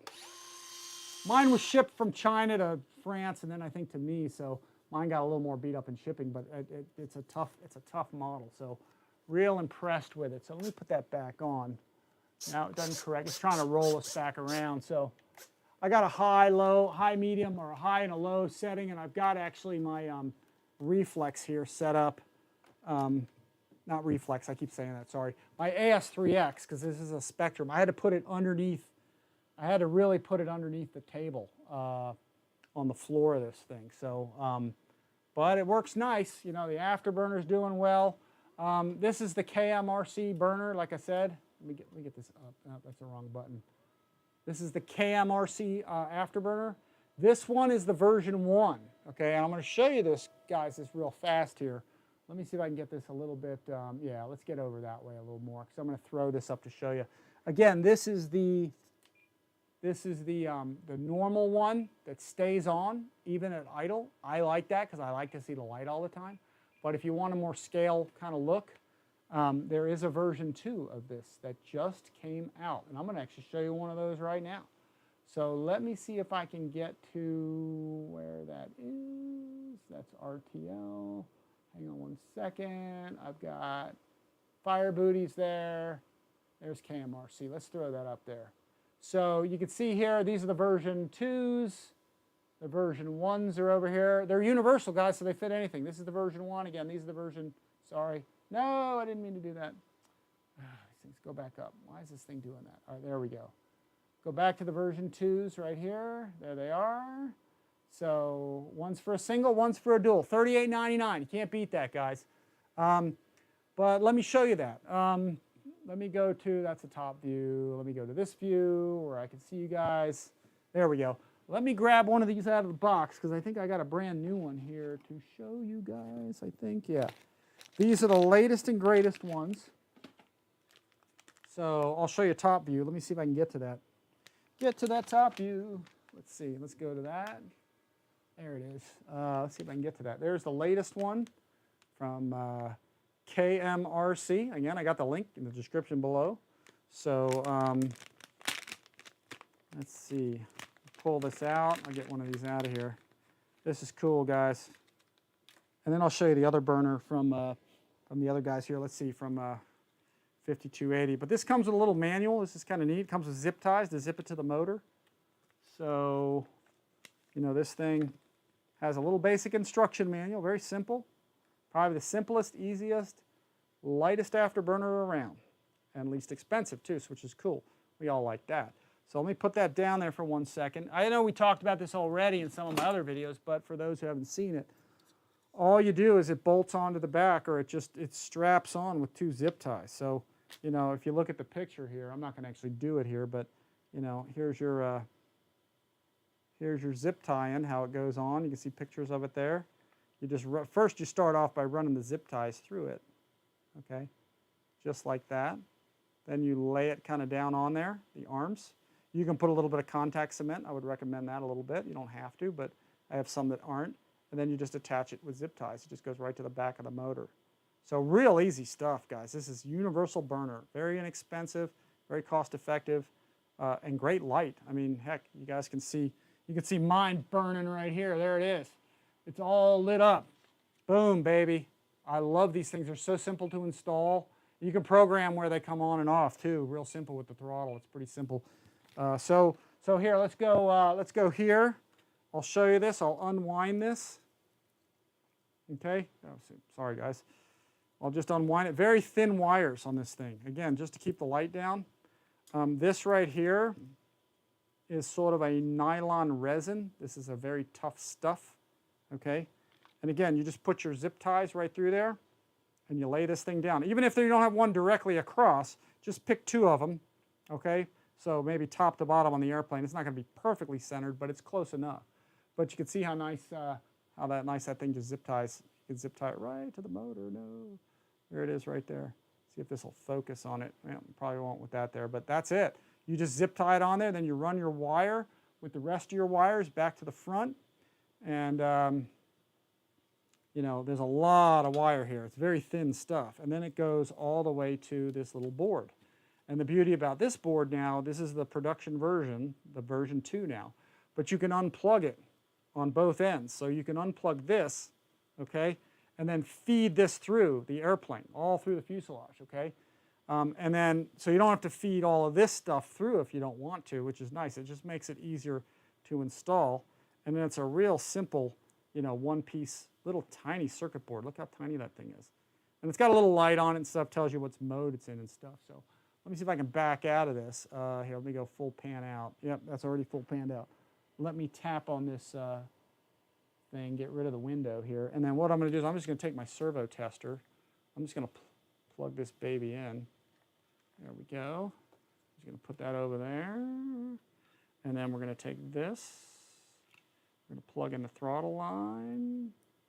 And hopefully we don't make any smoke with this thing. I'm going to plug this in. And again, this is the version 2.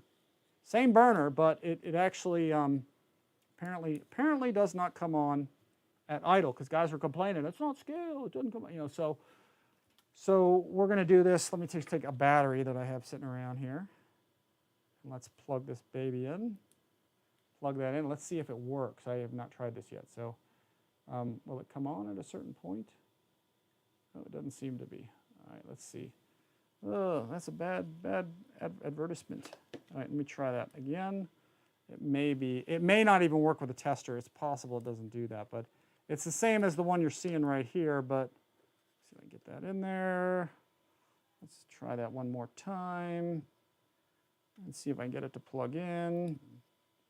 And I'm getting a status light on here, so it may be a throttle setting. You see that little light going on there. Let me see if I did something that's not. Do I have this in the right mode? I believe I do. Yeah, I don't think that's in the right mode. Let's see, let's try this. It may not work with a tester. Some of these things don't like to work with a tester. So you know what I can do though? Let's see, let me unplug this. If I can go without a tester, let's do this. Here, let me go with this. Can I plug it into here? I don't know if I can get that. No, I'm not going to be able to plug it in there. No, there's too much involvement in there. Let me try one more time. Let's say I plug it in, and we'll see if we can go with this again. Let me put the signal wire. Yep, no, I got power there. Oh, I know what I did wrong. Here, hold on. I think I know what I did. Here, let's put this, that was stupid. Here, let me put this back. Let's see if I can get it to work now. We're going to plug, oh, I know what I did. Oh, that was dumb. Yeah, I don't have it plugged in. Duh. You guys are probably looking at me going, Rich, you don't have it plugged in, man. Here, let's plug this into here. Yeah, there we go. Now it should work. I didn't have it plugged into the darn thing. So here's it at idle. And let me put that back. Actually, you know what? That's wrong. Plug that back in. That's negative, positive signal. Plug that baby in. Let's see if that'll work now. I don't know if that's... No, I thought I had that plugged in right. Let's see. Yeah, it's not initializing. Some of these things do not work with a servo tester. So now my other ones did before. So I'm not sure if that's working right or not. Let's see. So click it. You always got to click it once. All right, I'm going to unplug one more time. I'll try it again. Let's go back to the throttle. No power wire on there. Go back to that. Let's see. I'm still getting the steady light. There we go. We got it. Okay, guys. I don't know what I did wrong there, but whatever. So anyway, here's what it is. At idle, as you come up, it'll come on somewhere about a quarter and flicker. And there we go. We got our burner working. So that'll be just like this one. The only difference between this one and the one I got in the airplane right now, and I'll flip to that screen, the only real difference is that this one just stays on a low hum. That's the version 1. Version 2, it'll come on. It looks like it's at about quarter throttle maybe or something. It'll stay off at idle. So, but it comes on. This is still good for me though. Having it off is still okay. But I just like to see it on all the time because I just like to see light. It's not real fire. It's just an afterburner. So yeah. So you don't want to keep it too bright for too long because it can get warm. It's not even warm after doing that. But you want to have some airflow over it. So, but yeah, very nice burner from KMRC version 2, guys. So check that out. And I'm going to put this back over here. I'll get it near the package so I can put it back in there because I'm going to put these all in something. These are all going to go in things. Sometimes I'll bring these to events and give them away too. So, or we do raffles and stuff. So now this burner at idle, the way you see it, it won't overheat. I've had it for hours, like sitting there like that. It's just at high power settings, it will overheat if you don't have some airflow over it. So just make sure you do that. Now I'm going to show you another burner, which I think we did look at before. Let me go to the chat here real fast, and I'll take a look at what we got there. Guys are chatting there. Let's see what we got. Keith Christie's in the house. I believe you found a fence with one of your tiger cats. Yes, I did. So, hey, I landed safely after that. So, yeah, it's in one of my videos. I was inverted, I rolled around, and it dipped more than I wanted to. I was too close to the fence, and as I pitched up, I thought I had cleared the fence, but the lower tips of the props just tapped the top wire. And all the props, motors, cowlings, all departed the airplane at the same time. So I was full speed ahead. But I had plenty of energy, so I lost the props, lost the motors, lost the cowlings. They just left the airplane. And I had no power. I was a Tiger Cat glider. I turned back around, dropped the gear. And fortunately, my CG wasn't far enough off that it was still flyable. And I came down and I landed it on the wheels. I landed it in the grass, but landed nicely. So, but still got to fix that one. So I'll get to that here eventually. So, but anyway, cool story. I landed safely after that. So, all right, guys, we're going to look at another burner. So we'll talk about another one that's really cool. So let me see. What do we got? Plus FMS ships from U.S. warehouse. I'm trying to look at some of the comments and stuff. Yeah, I found the fence. So Ian Bowen, Dennis Malkovich, same guys are here. Let's see, Mark Swigert, he's here. Mark Swigert, I think is what I got. Let's see. Let's see, do you like the Ernst plane stands? Thinking about buying some. They are awesome. They're the best. I mean, I got them on everything. And like I said, they're interchangeable. They're modular, basically. So the bases are the same. That's the Ultra stand. And the Mega stand has the big curved arms, so it's bigger. But you can see here I have a Mega stand there on half of it. because they all plug into the same base, okay? And I've got the regular one there because it actually accommodates a kind of plane that has a fuselage in a different place where it's lower in the bottom but kind of higher in the front, so you can kind of run it straight. So you could interchange those arms. So I'd say get one of each, depending on the airplanes you have. Like maybe get one of each, see how it works for you. And then you can interchange and figure out what you need, depending on based on whether your planes are big or small. This is just a regular stand. This is the Ultra stand, it's called, the little one. And then the Mega stand. So I got links for Ernst below, so yeah, I appreciate you guys, using those. Let's see. Other afterburner I'm going to show you. Where did I put those? I had a whole box of burners here somewhere. What the heck did I do with that stuff? Oh, yeah, there they are. Here, let me go get this one. Oh, no, wait, did I put that? Oh, here it is. All right, guys, this is, y'all ready for this? True fire burners, guys. I've got links to those below, so check those out, please. And I'm going to stick here the True Fire. Of course, you guys know I've used Guniac stuff for years. Ray makes a great burner. And he's got a newer one out, too, that I'm hoping I can show you guys that one. And he's got the stacks, too. So, but there's Ray's website. No, that's the wrong one. 3 burner guys I like to work with, guys. Where the heck is that? There he is, Fire Booty. Guniac 33 at me. Ray's got a great burner, too, so check him out. But I'm going to show you one. I got it in the Futura, and we showed it in the Futura video. But 5280 RC. They've got blue fire, true fire, red fire burners, all kinds of, he can program them to do what you want, and all that stuff. So what I'm going to do real quick here is I'm going to go to,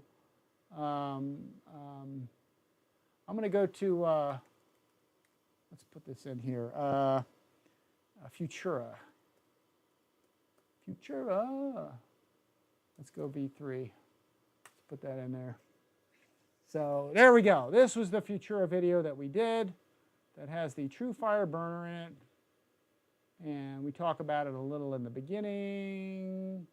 We did a little flying with some music. And did I show that in the beginning? I don't remember. Let's see. Yeah, we had a red fire burner in here. So at least I think I did. Yeah, that's right. This is the one we had audio problems with. This is a red fire burner. You can see right here. And you can see that baby light up. It lights up red and then it goes to orange. This one's a blue fire burner. And actually, he's got several kind of adapters for this thing. And I'm going to try and pull this one out of here if I can pull it off. He's got kinds that are like this. Let me switch the angle here, guys. Larry over there's got these. Now, this is one kind. Shoot, that's not the one I was actually going to show you. Here, let me get you. This is another one. So they've got this kind, okay, which will literally wrap around the motor. So it'll fit around like this, okay? You can adjust it, put it on there, okay?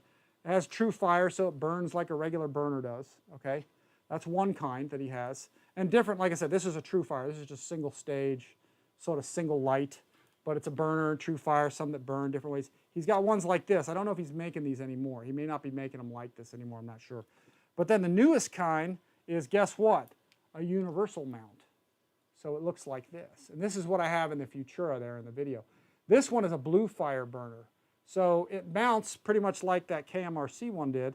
It just basically goes right on here. You can use a little bit of contact cement to keep that in. You use tie wraps to strap it down. Not sure where he got that idea from, but hey, that's where that's the burner that is. So this is a universal mount as well, but it's a blue fire. It has 2 stages of light. It has a ring right here that lights up either blue or red. The red fire is what you guys see right there in the Futura video, okay? That's the red fire. This is the blue fire. So this is a blue and an orange light. So it flickers on 2 stages and all that. Now I've been told that, you can't test these things on a servo tester, but mine seem to test. So hopefully it doesn't make a liar out of me here, and I'll show it to you. But this thing's cool.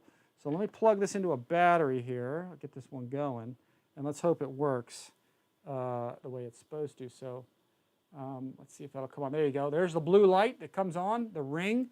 Whereas when you're watching this Futura video here, which it shows up real bright, it has a red flashing ring, and then it goes to like an orange full burn, you know, and then that one shuts off. It's kind of like stages between the two. It's very cool, and it's blinding me, and now I'm seeing lights as I'm staring at the screen. So this is another burner that you don't want to run it.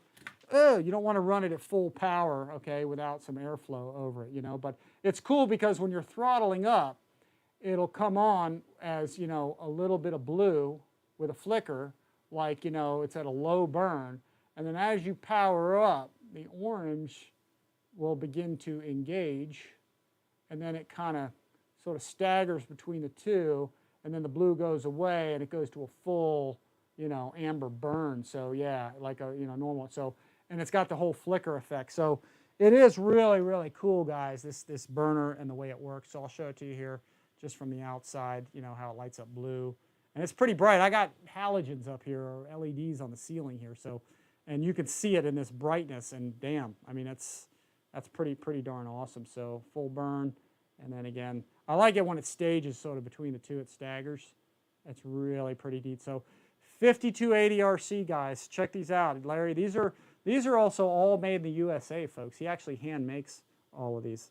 See, that's only like a little warm. It's not bad at all. So, but that's staging right between the two. That still has both. So that still has both stages. You can see right there, kind of going in that intermediate when it transitions from one to the next. So you gotta like that. I mean, that's going to be neat. So this blue fire burner is going to be going in one of these planes here. I think this one's going to go in my Viper, my FMS Viper, because it's blue and orange, and this is like the perfect thing for it. So I think I'm going to throw that in there. So, but anyway, very cool, guys, coming from 5280 RC. And again, I'll put that up here on the web page. You guys can see it. There it is, 5280. And again, guys, all made in the USA stuff. And again, different burners. There's so many. And then there's twins. You can get, you know, double sets of these things, twin sets. And then he's got 3D printed parts.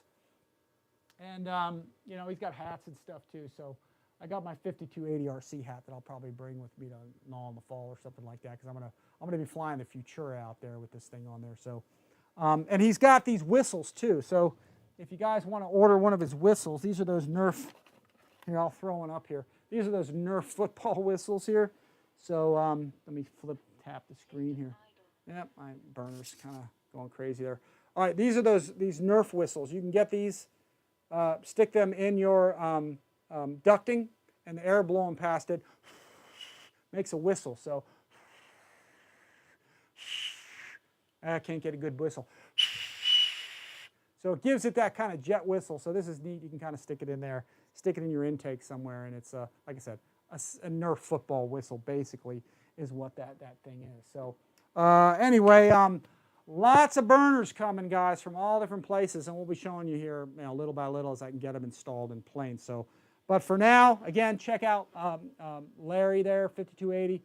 Again, he's got the true fire burners, the blue fire burners, all sorts of different kinds of these items. There's so many of them, and you can select whether you want to get them from, you know, get them for an E-flite jet, an FMS, or a free wing. So like if I clicked on FMS, he even has the doubles. Actually, I can show you that too as well here. Let me flip back to the top. He's got the blue fire here. This is the blue fire for a bifurcated duct, which is cool as heck. And here it is. This is what it looks like. So yeah, that's the bifurcated duct one. That one's slick. Look at that. In fact, I can probably wire this up for you. Y'all want to see this here? Let me put this one down here. Let me put this one down. This shouldn't take me but like a minute or two to do this one. So let me see, because this one, let's see, these two are for, there's a little bit of wiring here associated with this. So give me a second. And these alternate. These are really cool. So I'm going to unplug these two. Actually, I was using a double. This is the double burner where it actually has 4 leads off it. So I was actually using that for this one. So let me see if I can get that set up the way it was supposed to be. I think that one went in there. I think. Let's try that one. This one's going to go here, I believe. I think that's the same one. Yeah, that looks different. Hang on a sec. I might have got that one backwards. I don't know that that matters, but let's see. Let's put, actually, that one looks more like it. Let's go. He actually color codes these. So he's got one that's silver. and he's got one that's blank, okay, and he draws a line on them, so it kind of lets you kind of figure which one is which. So, in fact, I'm not really sure which one I got here with this, but here, I'll just throw these two in there, and that should light up both of these darn things. So, very cool system. This is going to go, I think that this one is going to go inside the FMS Sukhoi over there. So, or actually, you know what? I take that back. I think I put, that's going to go in another SU, I think. But I think I already put I think the KMRC burners in the Sukhoi. So I think that's already mounted in there. But let's see if I got that right. Yeah, there we go. See that? It's got the flickering going on there. They alternate. Isn't that cool? It's like a half circle deal. And then boom, look at that. They pulse and then go really bright. So yeah, and then it transitions, and yeah, do not stare at that like I just did. Yeah, it's not a good move there. Not a good move. So very, very cool, folks. I mean, you gotta love this thing. So, you know, let me go to our regularly scheduled kind of view there, so you can see how this looks. This is for like the FMS 70mm F18, basically, something with a bifurcated duct. In fact, I wonder if I could do this. Shoot, this would probably be for a Rafale. I'll probably stick this in a Rafale. That's what I need to do, is stick this in my Rafale, right? Yeah, let's see, I might do that. That's cool. Yeah, let me see if I can get one of those. Yeah, I could put this in a Rafale, like an 80mm Rafale or something. I don't know if the size fits. I gotta look. I think this is meant for a 70mm technically, but yeah, you gotta like that, man. Look at that. Look at that. Just comes on a little bit of blue, alternates, and then that orange comes on. Yeah. So you can compare this here to the KMRC burner. They're both pretty bright, you know, pretty decent. And hopefully I don't melt this one away. Yep. No, it's a little warm, but no, it's not getting that hot. So anyway, we'll bring that back. So anyway, cool stuff, guys, from 5280 RC and KMRC. So really cool stuff. So great sponsors of the channel. They also give me stuff to give away at events, which is nice. So it's cool. They kind of really give back. And so does Ray at Guniac. They're all awesome, man. They give me burners to give to you guys at events. So it's really cool. They really support the channel. So let me go, let me get off the website deal here. Let me get back to the chat and see if you guys got any questions or anything. Let's see what we got. Ian says, might need to extend the shed. Yeah. Keith Christie, that's the Rich Baker Memorial Fence at Mulberry. That's right. And Mike MSI. Yeah, that's right. Hey, I landed safely from that. That's my story, and I'm sticking to it. Everybody was clapping afterwards, and I'm sitting there going, man, what a dumbass for hitting the fence in the first place. But yeah, I guess I saved it, but I never should have gotten there in the first place. So what do they say the definition of a superior pilot is? The superior pilot is one who uses his superior judgment, so he doesn't need the use of his superior skills. So yeah, probably shouldn't have hit the fence anyway. But oh well, I saved it. So, and we lived to tell a tale again another day. So yeah, that's cool. Let me slide this over here for a bit, and then I can kind of read this as I'm talking to you guys. Let's see what I got here. Let me tap on that. No, that's in the wrong place. I need that there. There it is. So no, that's moving back every time I do that. Why? Here, I don't need that. Sorry, guys. Something here is, there's a window there that keeps showing up that I don't need. Yeah, let me close. No, I don't want to do that. Let me back up. For some reason, this thing is not, sorry, there's a window that's telling me to do something different, and I don't want it there. Here, let's go with that. There it is. Okay, I got it lined up. I had a window debacle on my screen down there. Tiger Cat, add to the Christmas list. Not sure wife will agree. That Tiger Cat is the finest flying model out there, and it's easy to fly. It's not hard. Very easy. It only gets to be difficult if an engine quits. But other than that, it is an awesome bird. Just hands down, love it. Very easy to fly. Big wheels, flies off of grass, whatever. It's awesome. Let's see. Mike Swigert, do you like the Ernst? Yeah, I do like the Ernst. They're awesome. The FMS unit relief, same as the former E-Flight brand. It's the same. I think it's the same airframe, just different paint. You know. And I don't think it has a reflex, because I don't think the reflex works with the Sukhoi. So you're going to have to, with the FMS SU-27, you're going to have you know, either a non-stabilized receiver, or put your put an AS3X in it or something. And that's probably what I'll put in as an AS3X. So, so still truth matters. Truth still matters. From the Heart of a Catholic says, I've been flying my first P-51 in the E-Flight 1.5 meter on grass and love it. Yeah, it's awesome. It's fast too.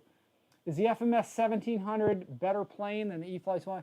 I had no idea would like a P-51. Oh, it's awesome. They say you don't fly a P-51, you wear one.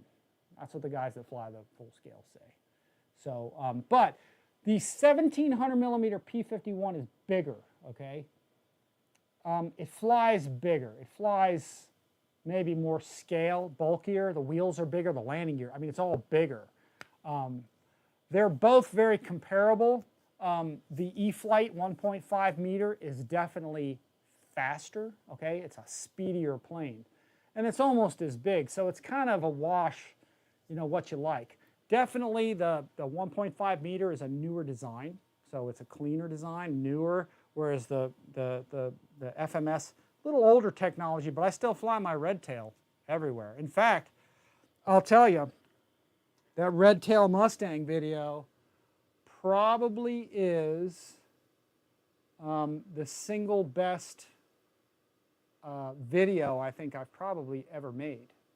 And in fact, what I'll do is I will do a quick search for it, and I'll say FMS, and I'll go, and here's how you find my videos, guys. I'm typing in FMS P-51, enter, and it'll pull up all my P-51's videos. So this was the absolute finest video that I've probably ever made. And I made this for the FMS guys. And let's see if you guys can hear that. I don't know. Let me know if it's too loud or something. But here, we'll watch it together. What the hell? Might as well. We're having fun here, right? This is probably the best P-51 video I've ever made. If that's too loud, guys, just like tell me it's too loud. Okay? But this is probably the best Mustang video that I've ever made. Me and Pete filmed this. We did this at our old field. There's now houses there, which kind of sucks. This one we had at multiple locations, flew it well everywhere, and we spliced it together. I've had cameras on the airplane, point rolls, there you go, very crisp. And then doing half Cuban 8s and everything, and showed the landing gear sequencing and all sorts of stuff, guys. So probably, again, one of the best videos probably that I've made. So anytime you want to go see it, go check it out, guys. They have, Horizon actually has this on their website. I put an American flag back there in slow-mo. So let me see, let's see if I can go. Let me see, I was trying to watch the live part of the video so I can see you all chatting and stuff. But this was a promo reel I made for the FMS guys. Like I said, I hope that's not too loud or anything. Let me know if it is. So, and there's a shot underneath, you know, with the gear. So you can see the landing gear cycle and all that stuff.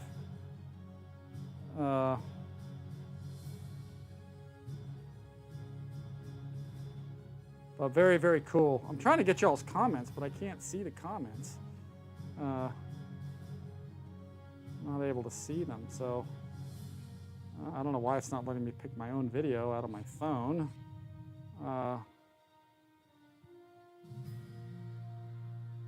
But it's cool, guys, isn't it? Again, this was highly choreographed, highly edited, and music put in it. I put a picture of me in there so people can see how big it is. That's your 1700 millimeter Warbird right there. Some of the best ones ever made. Yeah, it's awesome. My plane was actually signed by Roscoe Brown, the Tuskegee Airman that flew it. So we took it to a Tuskegee convention they had here in Orlando. And I brought it. I volunteered to bring them. So I brought a couple of red tail Mustangs, and Roscoe Brown comes walking in, and he stood with me. We took a picture. He signed the tail of the airplane for me. It was pretty cool. So, and then they said, "Hey, come on into the luncheon." So we went and sat with all the Tuskegee Airmen and stuff. It was cool while we, you know, they were speaking, and we had lunch and all. It was awesome. So yeah, it was cool. So, but I still have this airplane. This airplane's still going strong. We had it at the USTE. I was pulling it around with the Jeep last year. So, but yeah, there you go. I'm going to swap for 1 second to see what comments you guys are making. So it might kick me out of here if I do that. Actually, let me flip back real quick. So here, let me go back to here. Yeah, fire booties are good, guys. Yeah, the sound is good. Okay, you guys are saying the sound is good. So I'll go back to it, and we'll just continue with it. So there we go. So yeah, I gave it some volume. I'm trying to balance it so it's not going over my voice, but we did some slow-mo. I put some Merlin sound. Listen to this. Oh, wait, I'll have it here in a second. Here was a camera. I was going vertical as I was looking. I was looking up, straight up at it. And then I dubbed in some Rolls-Royce Merlin sound into this next shot. So here, listen, it's coming up here.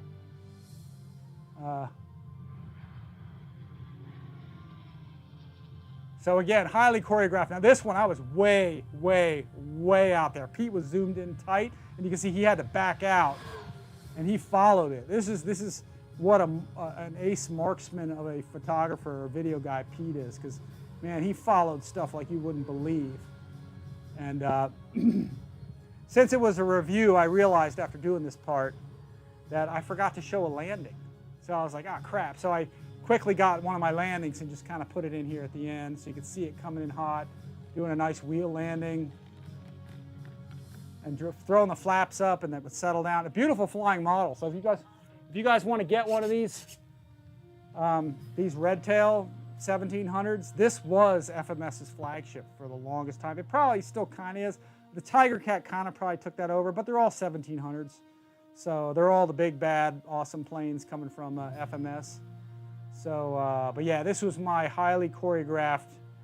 This is back when I was making videos for choreography. I was trying to make them Hollywood style, make them look good, give you a little history on it and stuff. So I like making videos like this, but it's time consuming to edit like this. It takes some time because you got to listen to the motion, you got to listen to the sound, and you got to watch the motion of everything. And you've got to watch it over and over again and go back and forth and put splices in and then take them out again. And so it's a lot of work, you know, when you put a video together kind of like that. So anyway, hope you guys like that. That's like one of my best videos ever made. So yeah, it's a good video. So all right, guys, let me see. Anything else we didn't cover or stuff we want to go into? Let me unplug the burner here because I think we got this. I think we got the idea on this thing. So let me unplug all of this. Again, guys, GRIPEN, okay, coming from TurbinesRC, and really nice model. So we'll get it out there and get some more video here as I get out there. So let me unplug this thing. I'm going to pull this out of here and check this baby out. So let me get this thing down in here. Let me get that put down there. Let me take, you know what, I might be able to stick this. Let me see if I can put this down here. So I can put the RAFALE back on here. See if I can get that without dropping it. Oh no, that would suck if that fell. That's a little better. They did a nice job molding. Oh shoot. Molding all of those. Oh, that was a video that started on my phone. So, so anyway, that's for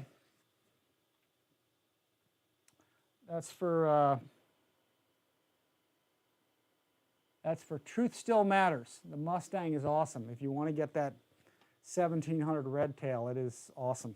Awesome bird. So let me unplug this before I set that on fire. And then I'm just going to cover, I think, one more item I think that I maybe didn't go over or didn't. Let me see. No, I think we covered everything. I just wanted to show you a little more on this car real fast. I'm just going to show you a quick detail on this.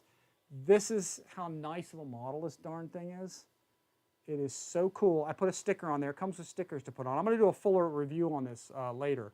But you can see that this pops off, and that's where all the lights are, okay, and powering it up and everything. So I'm going to turn that thing on and get that going. And it's really cool because not only does it have a proportional steering, which, let me throw that, let's see if I can get that back on. There we go. You can change the brightness of the headlights. It's got a little button here. So you can see they come on, press it again, they get brighter, and then they'll go out. So I think there's even some other lights, but I'm not 100% sure. Again, it's got the transmission. So you can see it's got a little linkage down here. I'm going to zoom on that because that's like the coolest thing. This thing has a little linkage down there. You can see the transmission linkage there. That when you hit that switch, it shifts the gear from high to low. So it's really, really neat. And then inside here, you can see the electronics. It's very well made. It's a brushed motor, I believe. I don't think it's brushless. But the detail on this is just phenomenal. The independent suspension, you know, the compression of these things. I mean, look how nice all those joints operate. It compresses. And the wheels, you just have a vast movement of all of this. And that U-joint, just as nicely as that thing runs. It's just so impressive. The gears and the upgrades you can get for this thing are just unbelievable. The spare tire is a full tire too, so you can actually replace it. So I'm just real impressed with the cars, and I'll be showing you guys some more on the channel. I know most of you guys here are airplane guys, but I'm very impressed with the FMS cars. They're very, very cool. I'll see if I can put this one down here. I'm going to try and get a little zoom action on that. Let's see if I can get that right down on there. I'm going to kind of push this down into place. I'm going to zoom. We're going to go right on in that thing so you guys can see that. Very, very neat. It's amazing the amount of suspension that these wheels have. I mean, it's amazing what you can crawl, because these are all crawlers. They'll crawl over just about, you know, anything with the amount of suspension movement and the detail they have. Now, this is the special edition, folks. This is the one that that is a sort of a limited edition one. It's meant to be sort of a Patriot-themed version of this thing, but it comes in so many different colors. And I'm going to throw that up here right now real quick so you guys can see it. And the discount code I have for everybody is also on the cars too. So, and if you go to that, you can see right here that there's a blue one. It's called the FCX24 Power Wagon. So you can see there's a yellow one, there's a blue one. Here, let me go back to here, and I went back to the other page. I think there's 2 pages here. Let me go back to that other, here, hang on a sec. Here, let's go FCX. Let's see if it'll pull it up that way. Yeah, there it is. Let's try that. Let's see if that'll do it.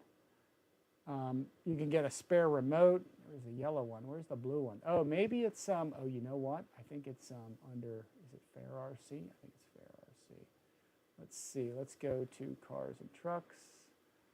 Let's go FCX.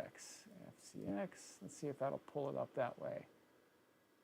Yeah, it's amazing, these cars, how nice they are. Yeah, here we go. This is the one that is, there's a red one. This is the special Power Wagon modified. We call it the Patriot. Then there's the pink Power Wagon, which I'm going to try to get that one for Amy, and we'll do a review. Let her do that one. She loves pink. I'll make her wear pink or something to do that. But yeah, and there's the yellow and there's a blue. So brass counterweights. It's amazing the hop-ups. Like I said, Banggood has tons of stuff on this. So anyway, guys, that's about it for the cars. Again, you guys know you're not car guys. I'm not a car guy either, but these cars are so cool. And we'll do a more thorough review on this one for everybody. But check it out at Fair RC and FMS Model. They'll have it all there. And I think that's about it. So let me see real quick. I'll turn the websites off. I'll pan back out here and see what else, what other stone have we left unturned? Is there anything else we need to kind of cover that we hadn't talked about? Let me zoom that up a little bit. And let me put this battery back over here. We'll get our RAFALE back in place. And yeah, this thing is simply awesome, folks. Very, very cool. Can't wait to get it out and fly it for everybody. So let me get my chat log back up here, because that's right in here.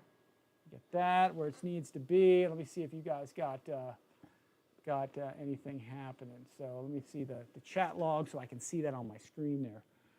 So anyway, let's see. Nerf whistles, that's right. I was watching that before. Came to the field and have someone flying the T-7A. Oh yeah, Victor Poport's here down at Osceola.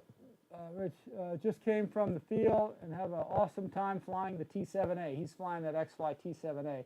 I sold him mine because I just have too many planes. I got to get rid of some stuff. And let's see. I do love the seam on the E-Flight P-51. I don't know what that means. Seam. P-51, old version, very nice. Yeah. Let's see. Old school Optimus Prime. Oh yeah. Old school Optimus Prime. It does kind of look Optimus Prime-ish, doesn't it? So, yeah, it's pretty neat. Let me zoom in on that. I actually have like a target reticle on my screen right now that is like pointing at that, so that's kind of cool. So, yeah, it does look Optimus Prime, doesn't it? So that's probably what they should call it. There's probably some trademark violation of that, though. Oh, but you named it, though. So, let's see. Let's see. Let's see. Who else we got? Juan Smokey's there. Great show. Got to run. That's Dennis Malkovich. Okay, guys, we're probably going to sign off here. Let me just check the last of the notes here. Got to run. Let's see. Portals. Juan Smokey. Mike Bird. All right, guys. Let's see. The Traxxas 1/18 mini crawlers are out soon. Okay. Planes, summer cars, winter. Well, FMS actually, they are going to have, and let me mention this. They're going to have no less than 4 1/10 scale vehicles coming out here soon. So, but anyway, so I think that's about it, guys. I think I'm going to sign off. What time is it? Is it 5 o'clock? So we've been at this for like 3 hours now. So that's pretty good. So let me back out on the Zoom. Any last questions or any comments or concerns anybody have? So let's see. Arnold Gines is here. So I'm having a hard time reading that down there. So, good day, sir. I don't know if he was here before or if he just got here. Well, if you just got here, you can rewatch some of that stuff because it's a 3-hour-long show you could check out. And, yeah, we had chock full of stuff. We talked about afterburners. We talked about biplanes. We talked about Rafale jets. We talked about cars. We talked about setting up the Mustang and talked about the Sukhois. We talked about a lot of stuff here. So this was a information packed full of, chock full of stuff. Yeah, let's see. Planes, summer cars, winter. Yeah, planes, summer, cars, winter. Yeah, that's a good idea. Can't wait for the winds to calm down. On my in deep South Texas, and we're made in my Pandora 4-in-1. Okay, I remember those. 64mm Hornet and my 64mm Hornet. Sorry, Rich, been watching football. Hello, pilots. EQRC's in the house. EQ, man, you missed it. We had Rafales from FMS. We had GRIPENs from TurbinesRC. We had the Patriot Optimus Prime car here from FMS and Fair RC. We had the Sukhoi 27, which is coming in the blue. We had the P-51, which is right here, which we did a video with Amy earlier today. Talked about setting it up with the control linkages, so check that out because it's all in the video. And the T-28, we talked about afterburners. We lit some afterburners here. We did some serious afterburner lighting today. So we talked about a lot of stuff and good setup. So EQ, dude, you got 3 hours to watch it. You can check it out anytime you want. Just go back and review it. There's a lot of stuff we talked about here, man. So EQRC's got a channel too, so check his stuff out. I met him over at Joe Nall one year, Nall in the Fall, I think it was. So yeah, man, it'll be good. You got any questions, EQ? Anything you wanna ask or whatever? Love FMS RC planes. Yep, I just think they're the best made. Let's see. Great show, Rich. Thanks for answering newbie questions. Yeah, no problem, man. FMS Ranger, if you can get one, 1800mm, or FMS Super Easy. They're all awesome. And Systems Idle, I think I got that turned off. Let me shut that radio off. We talked about the NX10, the NX6. Talked about all kinds of cool stuff. So I think I'm missing a drop tank on this. So let's get that back on there. But yeah, I'm liking these little birds. Now that the controls are set up, they're play free. Now they fly well. Get the CG right on it, get it far enough ahead. Yeah, you'll have a nice flying model. So it's really awesome. So Let's see. Ian Bowen said, great show, Rich. Good to have you back. Yeah, I'm back. Like I said, I hurt my back a couple weeks back, many weeks back. I've been off work because I pulled something. It's bad. Had a scan done and all that stuff. But I'm good. I'm good. You know, it'll heal. So it's good. Nothing wrong with anything, but just been out of it here. So hopefully, if you guys are all in the fall, I think we're going to go towards the end of the week for a day or two. So we'll go for a little bit and show you guys some stuff. So yeah, I check in with EQRC. Hey, EQ, you going to be at Eric? You going to be at Null in the fall this week at all? If you're coming, let me know. I'll bring you a shirt or a hat or something if you want one. Yeah, let me know. Yeah, man, it's awesome. So we talked about a lot. Fun time here. So I think that's it, guys. I think I'm going to sign off. Stay tuned because we got lots of videos of all this stuff coming when I can get around to doing it all. I got to fly for a living, so sometimes I'm not on the ground. A lot of times I'm not on the ground all the time. So I get to it as much as I can. So, but anyway, again, guys, check out the links in my newest videos. All the links are in the descriptions. Eric, you didn't get that, but I just updated links in my newest videos. So if you feel like checking that out or if you get anything, I kind of organized everything a little bit better than kind of like it used to be. So if you want to check any of those out and support the channel, it's all there. So I'm going to go to the home page and show you, Eric. If you want to go right below, pass this around because I got lots of links and I got promo codes for people to use. So, you know, you can save a little. So if you go to the latest video with the beautiful Miss Amy in there, flying the We Flew the Big Beautiful Doll. Let me quiet that down. She's in there. She's in the video for a bit. Let me hit pause. But I straightened out my links. So if you look under there, like you can see right there, I've got all of them really consolidated for Horizon and FMS and all the stuff I use and the glue to my channel or my like my Amazon account, all that stuff is like right there. So I consolidate. So all the newest videos will start carrying, you know, all those links. So yeah, I appreciate that. And I got the coupon codes right there. So 20% off, I think it was, what was it, 20% off any plane and 5% off any plane or car. So just use the code right there. Check it out, pass it around, and I'll try to get you guys some more codes. I'll have one coming for FairRC too, so stay tuned for all that kind of stuff. So, all right, guys, let me close that window. We talked about that stuff enough, probably. And let me see if I got any last-minute questions from anybody before we bolt out of here. See what we got. Put this thing, that window back over there. So let's see. Mike Beard, EQ, the master modeler. Yeah, no problem, man. I always try to check in when I see a video coming up. Most of the time I'm in the air, though, so I don't sometimes see it, but I try to watch when I see it come up. I try to watch everybody's when I see something come up. But all right, guys, we're going to hang out. All right, if you come on the weekend, let me know. I can bring you a shirt or hat or something. I think I gave you, did I give you a hat last time? Anyway, I can get you a shirt. If you want one of these, I'll get you one of these. So anyway, all right, guys, we're going to sign off. I want to thank everyone for watching. Again, if you haven't liked and subscribed to the channel, please do it. Pass the videos around. Let people check out the stuff that we do here. And tell them to go subscribe to RCINFORMER. That always helps us out. And hit the like button and all that kind of stuff. Use our links to buy if you can. Again, it's a free channel, guys. So we're just trying to pass around good information like how to make Mustangs fly well, which we learned at the beginning of this one. So yeah, the thing flew great today. So all right, guys. Thanks everybody for coming. I'm signing off. Thanks for watching, guys. As always, we'll see y'all guys next time.